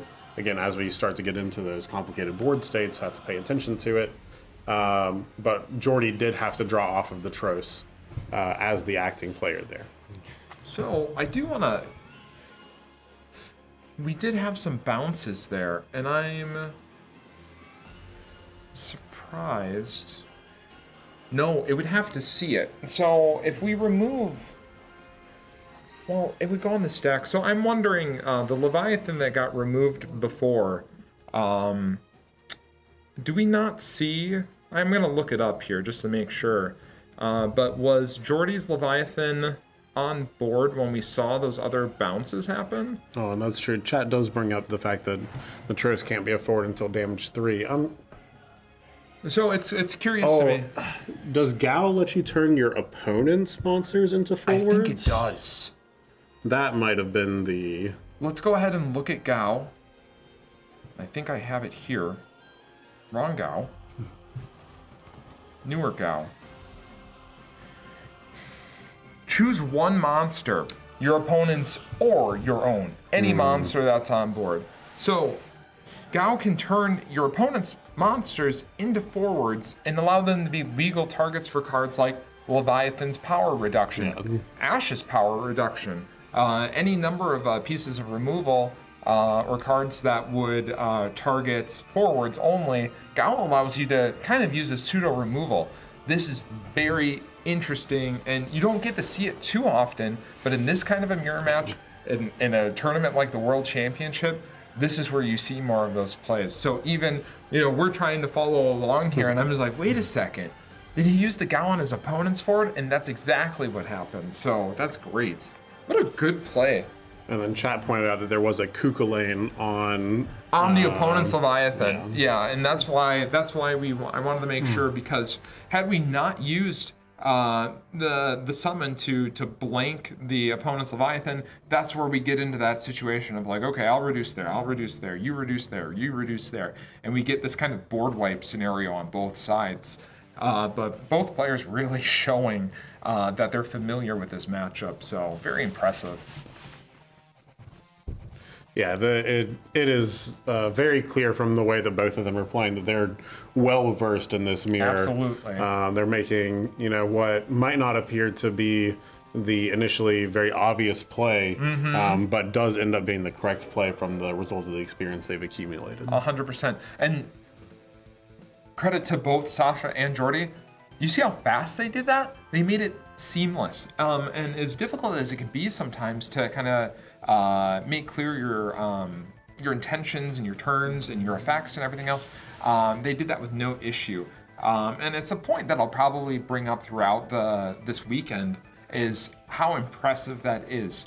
Keep it in mind the next time you're playing Final Fantasy TCG. Try and be deliberate when you play. It's about communication. It's not just about, you're not playing a game of solitaire. You're playing a game against another human being. So being clear and being able to communicate is so important. And both of these players really showing, again, why they're here today. Look at the board state. Yeah, there's so many permanents on board here, and we're having to count them up. Looks like we are going to go for a Titus here. Trying to put a final nail in the coffin, as we do have quite a few attackers available. And I think, I think Sasha being able to be the player that plays the Titus first has a lot to do with the fact that he's seen 2 Sahagin Chiefs versus Jordy's no Sahagin Chief. Sahagin Chief is such a critical card in Mono Water that you have to see it. And if you see 2 before your opponent in a mirror, I don't think it's surprising that Sasha seems to be in the more commanding position here. Mind you, Jordy's not out of the game. It's just Sasha's board state is much better right now. And we've taken away the Lena that was there, putting that on the bottom of the deck. Just keeping Jordy further away from triggering his own Leviathan out of the break zone there. Sasha attacking with the Leviathan Lord of the World first, trying to dodge any potential ashes that are going to come off, but then only choosing to attack with the Leviathan Lord of the World. Oh, and we must have activated the blue worm to activate our Titus, because we need a number of forwards and backups. It does not count monsters, but we use those blue worms and we activate them simply for the fact that we need them online for the Titus effect. Thank you, Judge Steph. Yeah. Again, we'll see that throughout the weekend too, I'm sure. We do see another blue worm come out from Jordy, starting to build his permanents back up after he had to kind of rattle a few of them off with the Witch very early in the game. We still have this Luso, who's really been a champion and has stuck around for quite a while. He really has. He really, his only job was to get that Astrologian early on in the game. But he's been a champ. He's been hanging out. He hasn't been dealing a ton of damage or doing too much, but simply existing. Seriously, we're laughing about it, but just being forward on board isn't irrelevant at all. He's just been the, I guess, least valuable target as Sasha's been going through and using effects like power reduction from Leviathan Lord of the World, or using Titus to tuck forwards away. Luso's he's done his job already. But hey, for Jordy, it might be extra points of damage later on in the game. It certainly could be. The fact that the body size whenever you're dealing damage doesn't matter. It's just the fact that you're dealing 1 if that card turns sideways and connects. Yep. It does not matter if your power is 1,000 or 20,000, like the new Warrior of Light promo. Absolutely. The largest printed power on a very cool-looking card, a card that many of the players here, all of the players here, have been able to get their hands on. But it does not matter. They can still deal a point of damage. We do see another Leo come down. This is going to be enough to shut off Jordy's own Titus. Because he had the Luso, and then I believe he's Leo'd twice. Yeah. So we are off of that for the rest of the game as a method to kind of counteract the Titus that Sasha played out himself. Let's see now. We do have this. We had the Luso in hand, thinking about it a little bit, but not able to send him sideways to connect here. The Titus was still up as a blocker. Yeah. So the Ash coming down and not targeting the Leviathan Lord of the World was intentional. What Jordy's trying to do here is he's trying to put Sasha in a position where Sasha wants to use the Sahagin Chief to start getting those triggers from Leviathan Lord of the World. But what Jordy has now is Jordy has Witch of the Fens. So when ideally in Jordy's world, what he's trying to do is wait for Sasha to go ahead and use Sahagin Chief, and then use Witch of the Fens in response to clear the Leviathan Lord of the World. It effectively clears two cards from Sasha's side of the board that have high impact. It's not great that Jordy has to use that, use up his monsters for that, but that's what we're looking for. Luna Freya hitting Thornton. Very, very powerful. Go get the absolute best card in your deck. Let's see what Sasha can grab here to try to get to a spot where we're closing this one out. And does grab the Lina. I'm not sure of the cards in break zone right now as far as... So this is, I think, this speaks a little bit to the line that I was talking about before. He doesn't even need to activate it here. Yeah. So now he could use his Sahagin Chief if he so chooses. And he's basically go ahead and blow up the Leviathan if you dare. But he gets a Marlboro out too, potentially threatening to silence his opponent's entire board as we go through this. so one of the few new cards that we see in the mono water decks, Marlboro has been an ad that we've seen in a few. As going through the list today, we've seen this be almost the only ad to these. And you can see it on screen here. It is a powerful effect. Certainly, and threatening to swing and activate the Marlboro's effect here to put it into the break zone is going to force the timing on that witch. Yeah. And is not going to let that sit around for too much longer afterwards. We do see, we see Sasha's own witch, which is going to minus 7k something by removing the Marlboro. Yeah. And then also trigger the Marlboro's effect, minus 3k and silence the board. And here we go. We start burning through all of our monsters, going back and forth. Witch of the Fens, just in a gunslinging match, essentially hurling monsters at each other. Epkalu's flying through the air both sides. Yeah, like to imagine that the witch does just pick them up and chuck them at the other side. That's what they do, right? But no, and thematically, as much as I like to think about Witch of the Fens hurling the monsters from each side. Oh wow! All extending the hand the here. concession here. Okay. Yeah. Seeing the board state, it's clear to see that Jordy conceded to Sasha here. The math works out with the Sahagin Chief on Sasha's side of the board. Yeah, our staff here trying to figure out who won. I understand some of the confusion, but Sasha's commanding board state there. It's clear that Jordy has played this match enough to know without having to play through the additional turns. He saw the writing on the wall. So that's again a mark of high-level players is knowing when it's all over.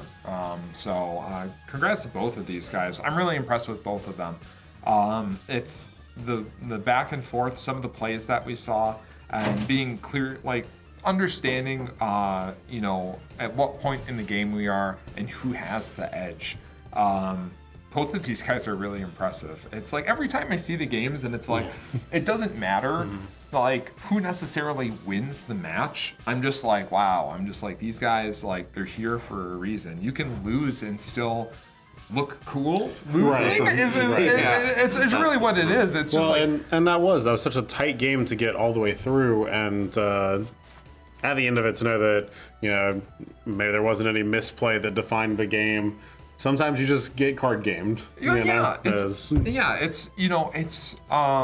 It's a game of intense skill, but of course there's a factor of luck. Hands have to be drawn a particular way. Your opponent can draw very well. You can draw very poorly, but what's impressive is navigating the game regardless of the situation, playing clearly and concisely, and doing the best with the given board states that you have available to you. So, I mean, wow, I'm super impressed with both of those guys. So, that one took, like we mentioned, these games take a little bit longer, and I think that's a theme that we're gonna see going on. But we do have our time for the next round. It's looking like in 7 minutes. in about 7 minutes. So we're gonna take a quick break, and sounds good. Okay. So that was round 6. We'll have round 7 in 7 minutes. All right. Thanks for hanging in there with us.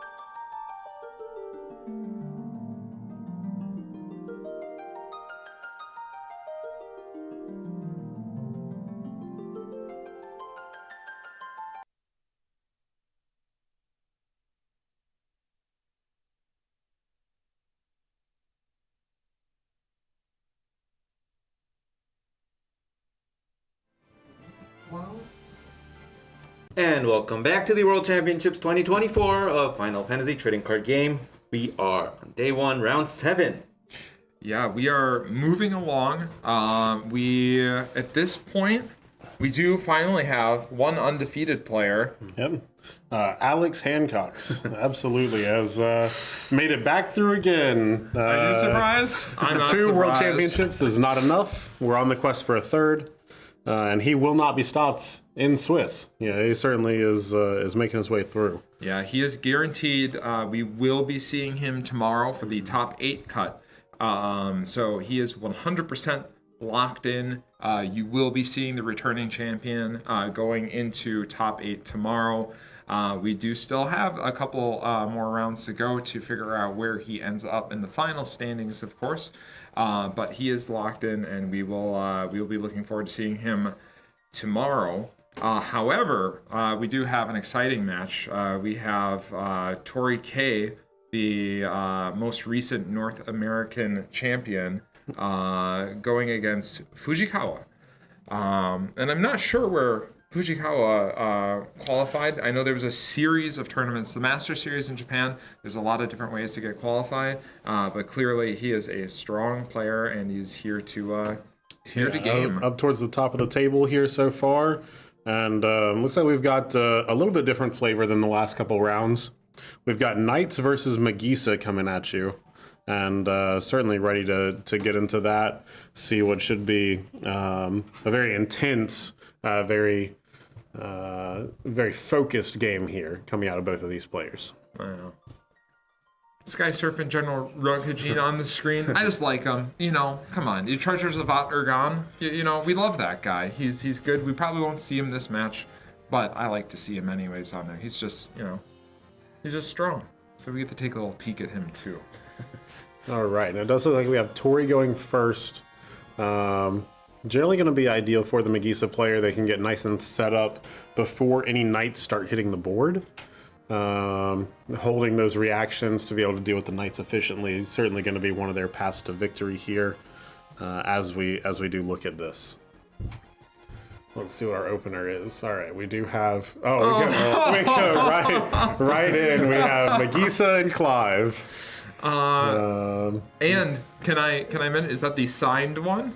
It does look like it is the signed Clive. Ooh. The Chase edition, absolutely. Yeah, so Tori coming in hot. So it's strong start. The only stronger part, right, is if we had a follow-up to be able to ping our Magisa. But who says we don't have one in hand right now, right? Absolutely. It could very well be that we picked up a summon, and we have that Magisa ready to be, pinged so that we can search out of our deck. But being able to drop 2 forwards, draw 2 cards, and have one of them be Magisa, very, very powerful start. And Clive, an exciting addition to the Magisa deck, which has been a recurring deck that we have seen regularly, and it's very, very strong. Been piloted by many players, and it's a force to be reckoned with. And more importantly, too, we do see the Ramza go to damage off this. Ramza generally one of the better ways that a knight player can respond to a Magisa, having the ability to tap and destroy the Magisa while also dealing damage. Ends up being very strong into the kind of interaction they have to play. Mm-hmm. But Ramza isn't doing anything from over in the damage zone. We're just with Corilla, and we're fetching our own Ramza. Let's see what else we get here. Depending on Steiner, maybe just as a throwaway. Well, depending on what we like here, we potentially could line up just going into the Ramza immediately. So as a response, when Tori goes ahead and he tries to ping his Magisa, we'll be able to use the Ramza effect potentially to clear the Magisa before that damage resolves and before we, stopping the search essentially. It certainly is risky because if he does have any way to ping the Magisa for enough damage, then we're almost certainly seeing some sort of an Axstar come out of the deck to dull freeze the Knights down, or any of the other myriad ways that they can just kill one of the Knight members. In addition, with the Clive there, we can't just focus on the Magisa. I know. It's so we're talking about this line, and it's like, okay, fine, let's answer the Magisa. That seems to be historically with this deck. We're most concerned with the Magisa, but let's say that we do that. Okay, well, we're gonna have enough crystal points on the follow-up turn, and Clive is gonna be able to prime into Ifrit, and then we're gonna be able to start clearing out. Ramza's gone, Garland's gone. We can leave the Cruella up. Ifrit can still attack into Cruella. Like normally, Absolutely. Cruella acts as this 9k wall that we can't get over. Ifrit's 10k, doesn't care. So what Fujikawa would have to do, potentially, and I think that's why he was looking at the Cruella on the Gawain search, is he's like, well, maybe I'm gonna block with the Cruella on the Ifrit swing, and then it allows me to replay Cruella from hand, maybe finally get like a Laswell, which is what we would really, really hope to see. But yeah. I think, you're having to debate between these targets here. I think you have to take care of the Clive. I know the deck is built around the Magisa, but sometimes the activators don't quite line up, and that's one of the areas that the deck can get stuck a little bit. Yeah. We know for sure that this Clive can activate next turn. You need a fire card to be able to turn it into the Ifrit and start sending it sideways. And we will have it. There's no light or dark cards, so you get mucked up. And Fujikawa, tending to agree with you there, Will. We go ahead and answer that, Clive. Magisa going to have... likely going to be able to do the effect this turn. And the main thing that we have a little bit of knowledge about that could sway this in a potential top cut situation. There is only the one Ifrit in here, correct? There's just the single Ifrit. Yeah, the Ifrit the 16. Deck. So it could be a situation where you're potentially trying to. No! Wow. Idolus getting the Clive back. We're still in a good position. We do get to see Tori draw the cards here. Tori needs to be able to deal with this Ramza here, or we're just going to see more of the same. We could also potentially just go ahead and prime in main 2. It does look like that's probably going to be one of the cases here, just so that you aren't having to, again, deal with another turn of this same decision. Yeah. But, wow, what a turn being able to get the Idolus to get the Clive back out to just be in the same position again. Wow. Okay, Kelly, I see you flexing the signed Clive at the World Championship. Recurring it twice. Oh, my goodness. Oh, and the other Ramza goes to damage. No. That's all 3 accounted for. He knows now if he goes ahead and removes it, if he primes into Ifrit, we clear that Ramza. We're not dealing with that again, barring a Garland burst. Right. We opt not to. I wonder if he drew it. Yeah, and that's exactly what I was bringing up with the fact there's only one in the deck. He must have, right? I have to think so. It's got to be that he picked up the only copy of Ifrit 16 in his deck. If he didn't and was still just trying to make his opponent force this choice, you do have the ping for Magisa ready on board in the form of the Idolus. Sure. So you are able to threaten that way, and you do still have the Clive available. Your opponent probably isn't going to be able to deal with both of them with only 3 cards in hand as knights. Yeah. It would take playing 2 knights off of those 3 cards somehow. And you do have a Gawain already on the board, so it's really shutting down those options. But, really, I think it very well could have been that he drew the final Ifrit, or the only Ifrit. There's a reason they put this guy on the cover of the box. Clive is a very strong card. They were very deliberate. We were waiting a long time to get Final Fantasy 16 cards, and they gave Clive an effect fitting his leading role in Final Fantasy 16. And we have this beautiful full art signed version that we can appreciate on the graphic here, but also on Tori's side of the board, and it has been presenting quite an issue for Fujikawa. So it looks like we have to say, it looks like we're looking at our limit break deck here, potentially looking at maybe a freeze of the Clive, and then dealing with the Magisa. on the side. That's one of the potential ways out here a little bit. Regardless of the Clive being frozen, it can still prime next turn. Not being able to attack is certainly a little bit worse on that end, but you do have to be able to get rid of this Ramza. Otherwise, it's just going to continue to eat your forwards every turn while getting closer and closer to that game-winning clock. Yeah. And it's good. It's I like that we're taking the time here to kind of carefully think out the turn. You know, it's been only a few turns. Oh! Charlotte at damage 3 is just another way that this Megisa is going to continue to get kind of shut down here now. Now at this point, you surely take care of the Clive. You definitely 100% take care of the Clive. Yes, get rid of Clive, please. That was assigning the damage from the Garland. Oh, sure. Okay. The combo of Charlotte and Krilla versus Megisa. Double Axstar. What a game! It's been like such a short amount of time, but I love everything that's happening right now. It's like last game. It's like, okay, you know, let's play monster, build this board. But it's like here, this is like a boxing match, and I'm not talking about, you know, any popular boxing matches that we might have seen recently. I won't name names about boxing, but this feels like you know, a boxing match where both contenders are going at it a little bit more, so it's more exciting. Where we've had 2 battles of attrition already in the second half of the day.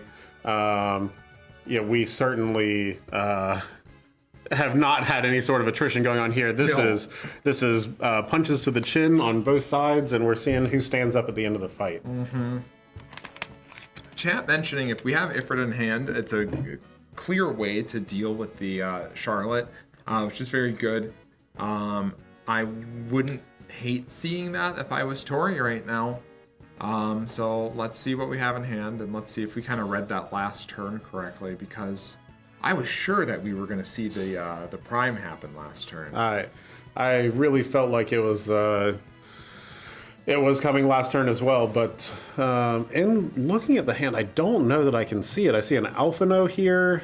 Looks like another backup. It looked like a Meath and an Alphinaut, and some mystery cards. So I think maybe deciding if we want to curve into something or if we want to hold that Idolus up. And one of the things we have to look at here is potentially you have to Vincent to remove the Charlotte.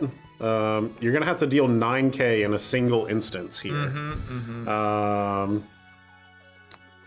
And it just it feels pretty bad by removing your backup as well, which is currently your way to deal with the Megisa. But we do see Tyvis come out. Certainly a very strong card against a lot of the Knight game plan. Yeah. Is this going to be our third Axstar? I think it should be. It is going to at least dull freeze them down, give you a little bit of a reprieve from some of these. Is he second guessing?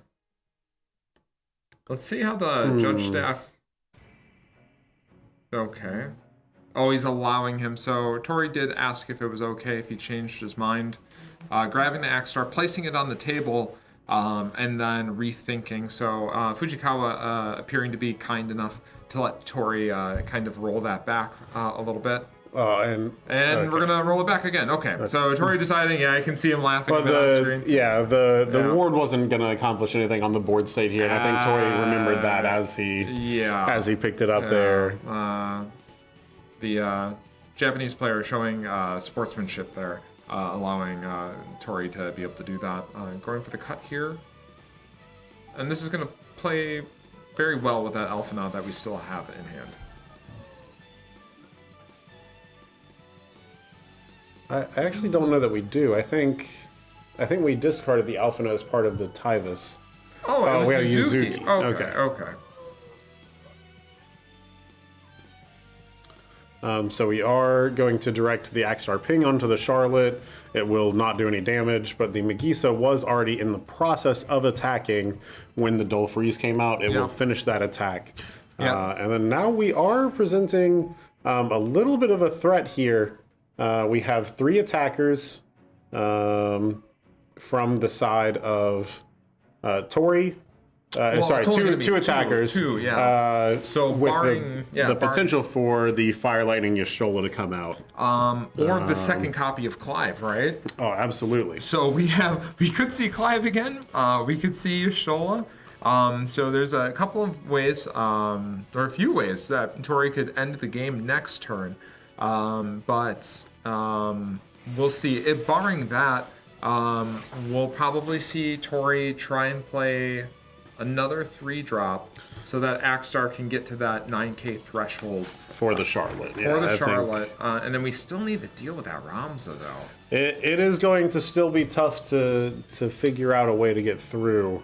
But I think at this point, even if you're dealing with just the Charlotte, you do still have the 2 attackers going in.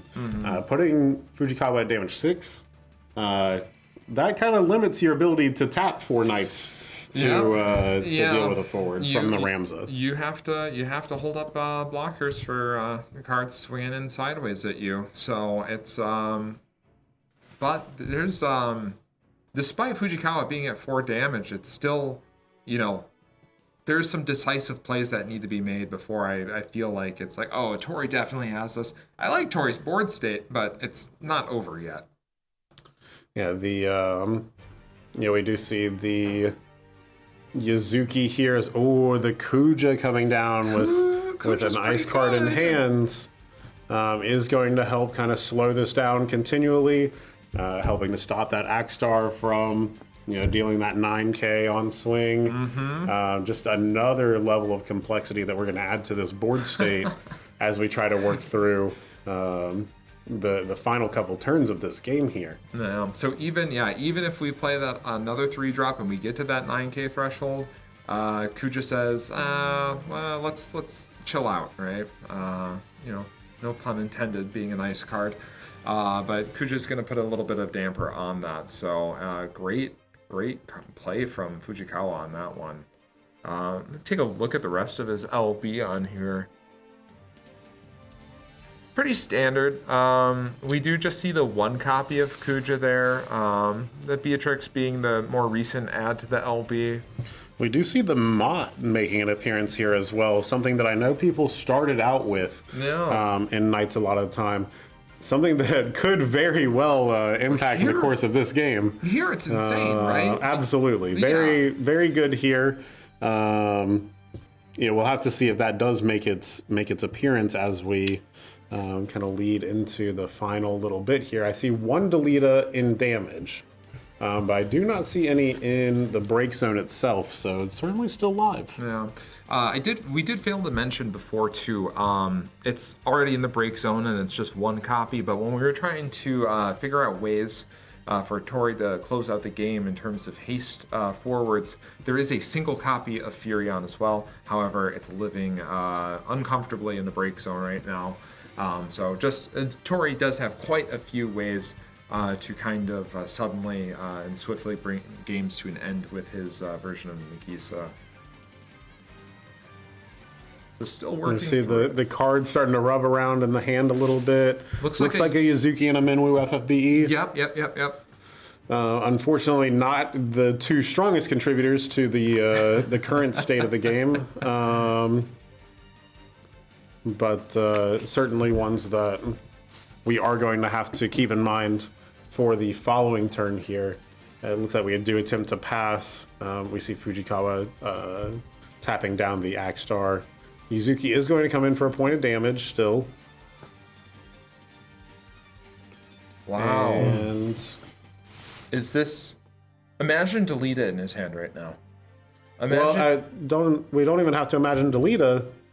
He just has 6 attackers. Well, he has 6 attackers, but it's just a lack of, because, what do we have in terms of burst? Nothing?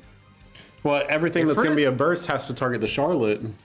So we just attack with Charlotte first? Yeah. And then don't hit multiple bursts? Well, and even if you do, the Krill is still alive. It has to be a burst that kills it in 1 shot, which, to my knowledge, the Magisa lists aren't running right now. And Tori's empty?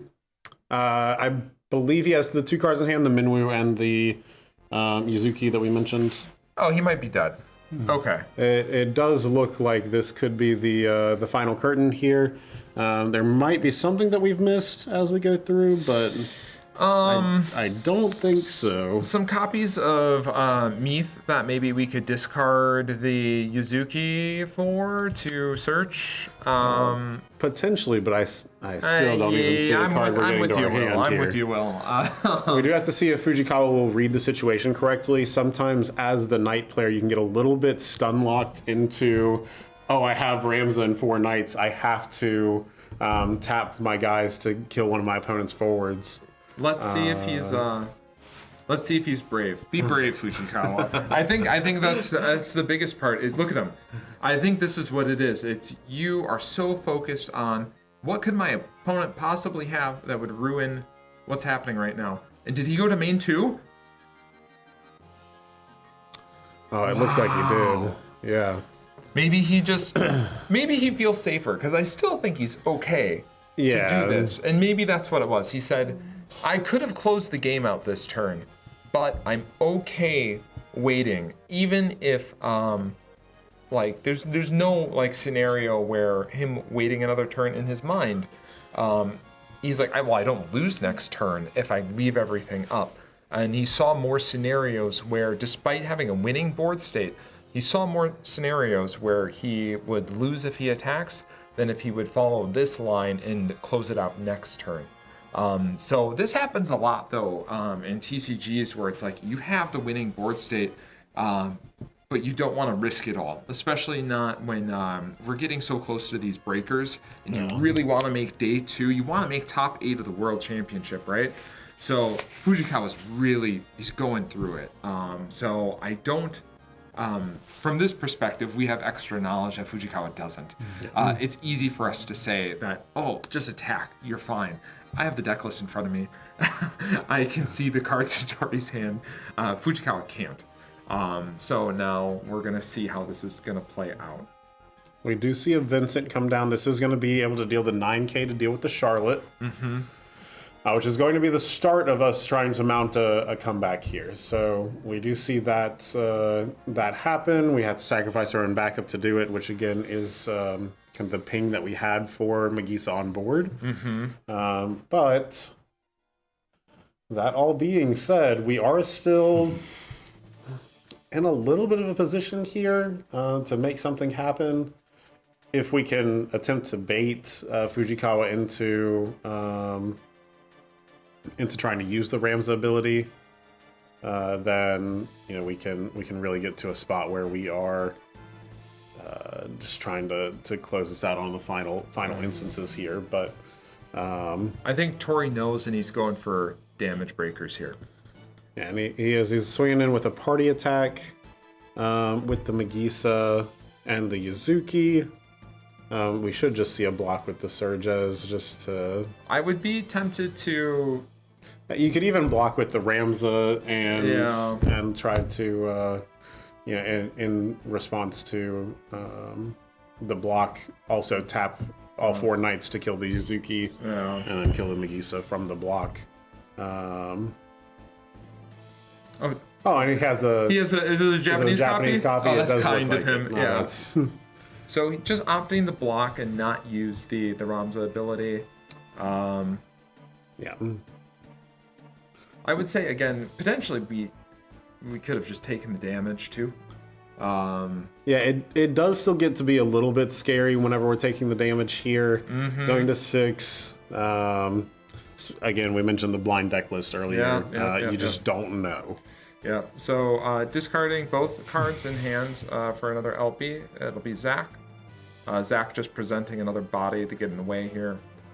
And I think we will likely, in main 2, before we move to end, we will likely see the Ramza effect on the Vincent. Yeah. See a point of damage. No burst, just Hedgehog Pie, and I think this is going to be... right? I think so, but I think the terrible reality of it is we're actually probably in a worse spot to go for it here because the Charlotte isn't around anymore. Yep.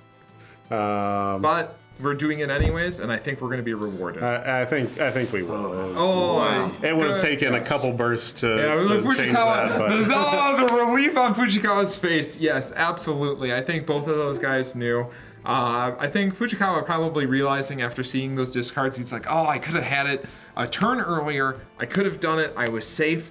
And it was scary going into the last one. I think we see Tori, he just brought the Ifrit out of his deck. I think he realizes now that on that turn, he should have played the Ifrit from hand to deal with the Rams. Again, there's absolutely zero criticism I ever have when I'm going through and talking about these lines that players like, maybe they will take this line, but I'm not behind the table. They are. And it's a different world. I have deck lists, I have information, I have everything. So, yeah, absolutely. So, well played by both of these guys. Wow. Very close. Yeah, round 7. We've got one more to get through. That was that certainly was exhilarating. That Kind of one woke me up. got us excited for the final round here. We'll see. Maybe we can try to work on some standings between now and then, so we know going into the final round. That would be great. 5 wins for Fujikawa. 5 for Fujikawa. Okay. So Fujikawa still needs to. Still needs to win the final round. Yeah. It does mean that is probably it for Tori. Yeah. In that, but hopefully we will get that final game here. Really excited to see who makes up our top 8 tomorrow, and who we can go home and study their decks and bring some good points to you tomorrow. You know. Yeah, I know. It's everyone's going to be racking their brains even after this is all done. But hopefully they can get through this last round strong, and we'll have the strong top 8 who will be one of them.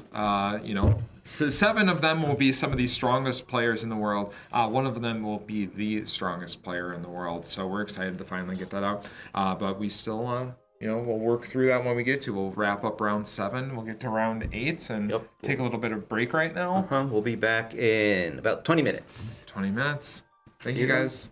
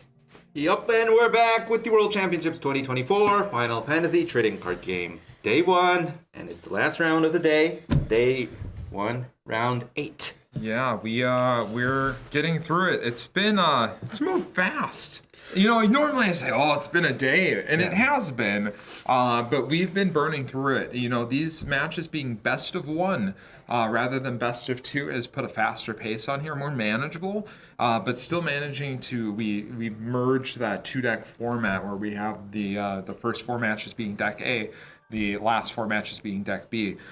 So we've been chugging along, and now we've been chugging along, and now we're hitting a dead sprint for our final match. Looks like we are going to have Chris Lopez and Show S coming to you. This is a win and in. Yes. We can change over to it. And we're getting ready for a Turbo Chaos Mirror match. Trying to close out the day here. On a quick note, let's see, between the 2 lists, it looks like we do have quite a few differences here. They have both gone for what looks to be the Water Lightning kind of pairing here for the Chaoses. But we're really going to have to see. There's quite a few different tech choices that we're going to have to see. So immediately we're going to get right into it.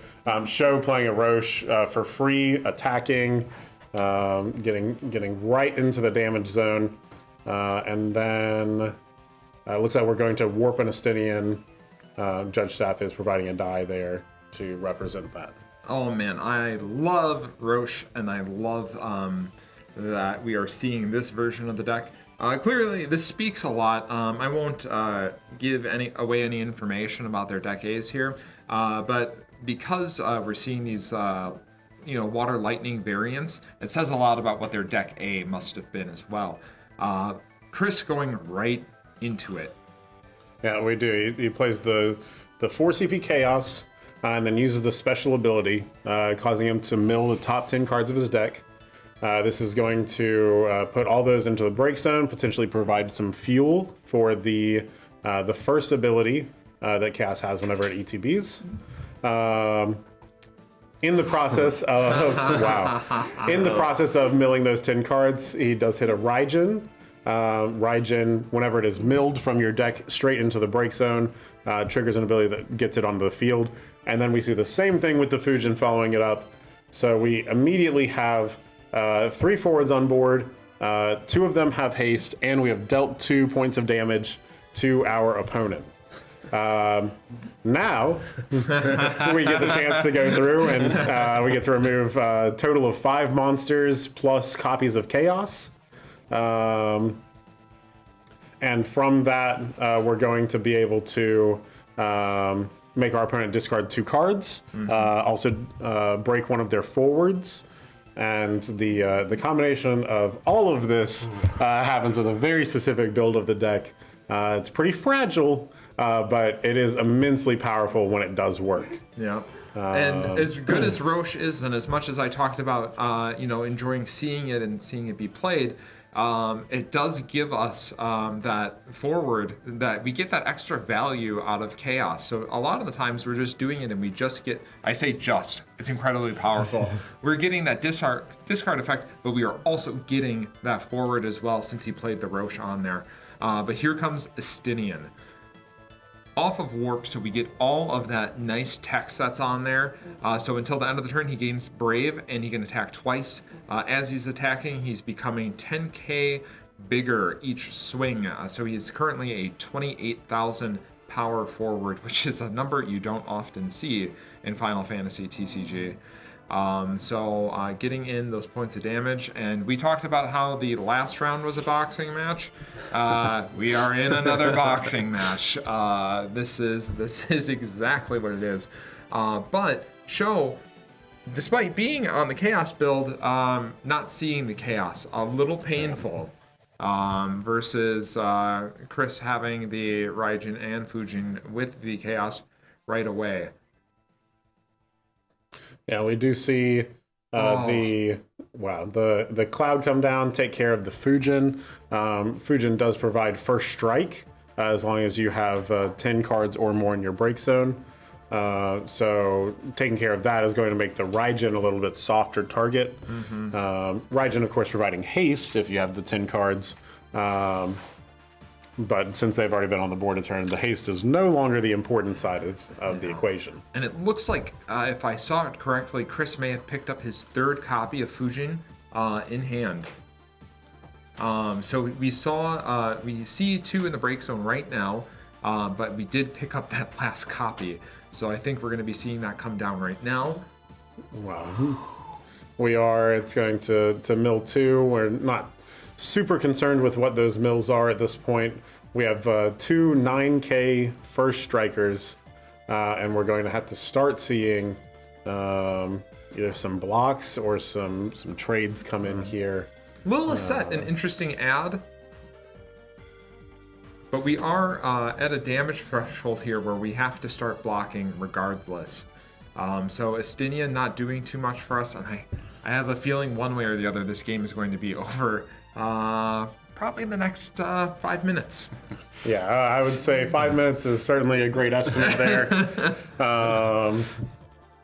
Yeah, we do. We have 3 attackers on board. The Estinian can no longer attack itself because we do have the 10, 11, 12. So if we do pick up Chaos off the top, it looks like Chris is showing that he has enough cards in deck to be able to do a Chaos special. If, however, we won't have enough. Oh, we didn't attack with the Estinian, so he left open the opportunity to be able to use the Chaos special here. If he had attacked with the but then he doesn't have the blockers, right? Right. It's just it's just difficult. and Spectral Keeper is going to dole one of these blockers out of the way. Yeah, I think. The game is over. It's very, very quick here. Wow. Our staff behind the scenes impressed with the speed that this was able to close out. Well played by Chris, well drawn by Chris. Show probably cursing Chaos not only for dealing so much damage to himself, but not appearing on his side of the field. Chris L will likely be one of our players in top 8 that we'll see tomorrow. Yeah, absolutely. This does get him to the X&2 record required. We will have to see exactly how the standings finish up. Of course, it's not a promise, but we do have to see the standings. And with the sprint that we just embarked on as a team here, we have several more games still ongoing. Yes. Unfortunately, we're not going to be able to get you the final standings live to you here. We would have to fill 30 minutes of time as we wait for those to be finalized and then double checked, of course. Yeah, probably more. And as charismatic as my partners in crime here are, we won't be doing that today. I hope you'll forgive us for that. But we will. You should be on the lookout for the final standings, especially the top 8. I do have a little information that I was able to glean prior to entering this final matchup here. So I do know that last round, round 7, we had Eureka versus KP, with Eureka being on Mono Wind and KP being on Chaos. And normally that's a fairly terrible matchup for Mono Wind, but Eureka was able to navigate that matchup, which I think, again, standings will be forthcoming, but it likely locks in Eureka for top 8. Alex H, our 2-time world champion, ended up going to time in his last round versus his opponent. I'm not sure who his opponent was, but Alex did have a commanding board state in turn 3, and it would appear as if he would win, but he did concede to his opponent, which I think is a wise decision, because with Alex conceding that game, that means that we have no undefeated players in this entire tournament, is the way that the numbers worked out. However, I think mathematically, and I'm not a bracket master, but it could very well be that despite conceding, he could still shake out to be the top seed, depending on how his opponent's match win percentages, and of course, he would need to win his round, this round as well. So that's about as much information I was able to glean. I'm sorry it's not more. I'm sure you're rooting for your particular player at home. I do not have omniscience for this tournament this time, but we will definitely have those standings for you later online. So please be on the lookout for those, whether it be on Twitter or Facebook or other social media. So with that being said, Yep. gentlemen. Yeah. So, how was day one? How was day one? Day one was a whirlwind, and that was from over here. Yeah. I can only remember back to playing last year. It feels like every time I'd finish a game, I'd look up, we'd start our next one, and didn't really have the time to think between. Here, it's been a different story. I've been able to look at all the deck lists, really see what everybody brought today, and it's been just a great time to sit here, talk about cards, hang out with the chat here, and be able to just be present at the World Championships again. Yeah, it really is. It's always being at the first World Championship and seeing it evolve over the years has really been a pleasure. And I've spent most of my TCG career as a player, but being able to step into this role and being able to commentate and hang out with everyone online and participate in this way has been incredibly satisfying, and I'm really looking forward to coming back tomorrow and helping viewing with all of you and you guys and everyone here in determining who's going to be the world champion tomorrow. So it's been great. I've been having a great time with this. Okay, cool.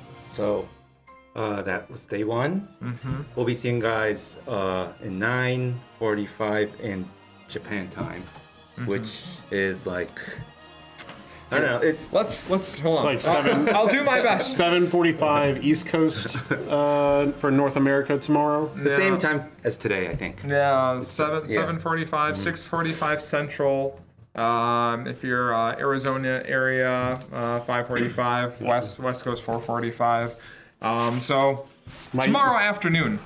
Yeah, my European time zones are not quite as good, so You'll I will forgive have us. to trust that you can make the final translation there. But Yeah, so please reference Tokyo time and Japan time when you're looking that up. But for North America, figure late afternoon or tomorrow night.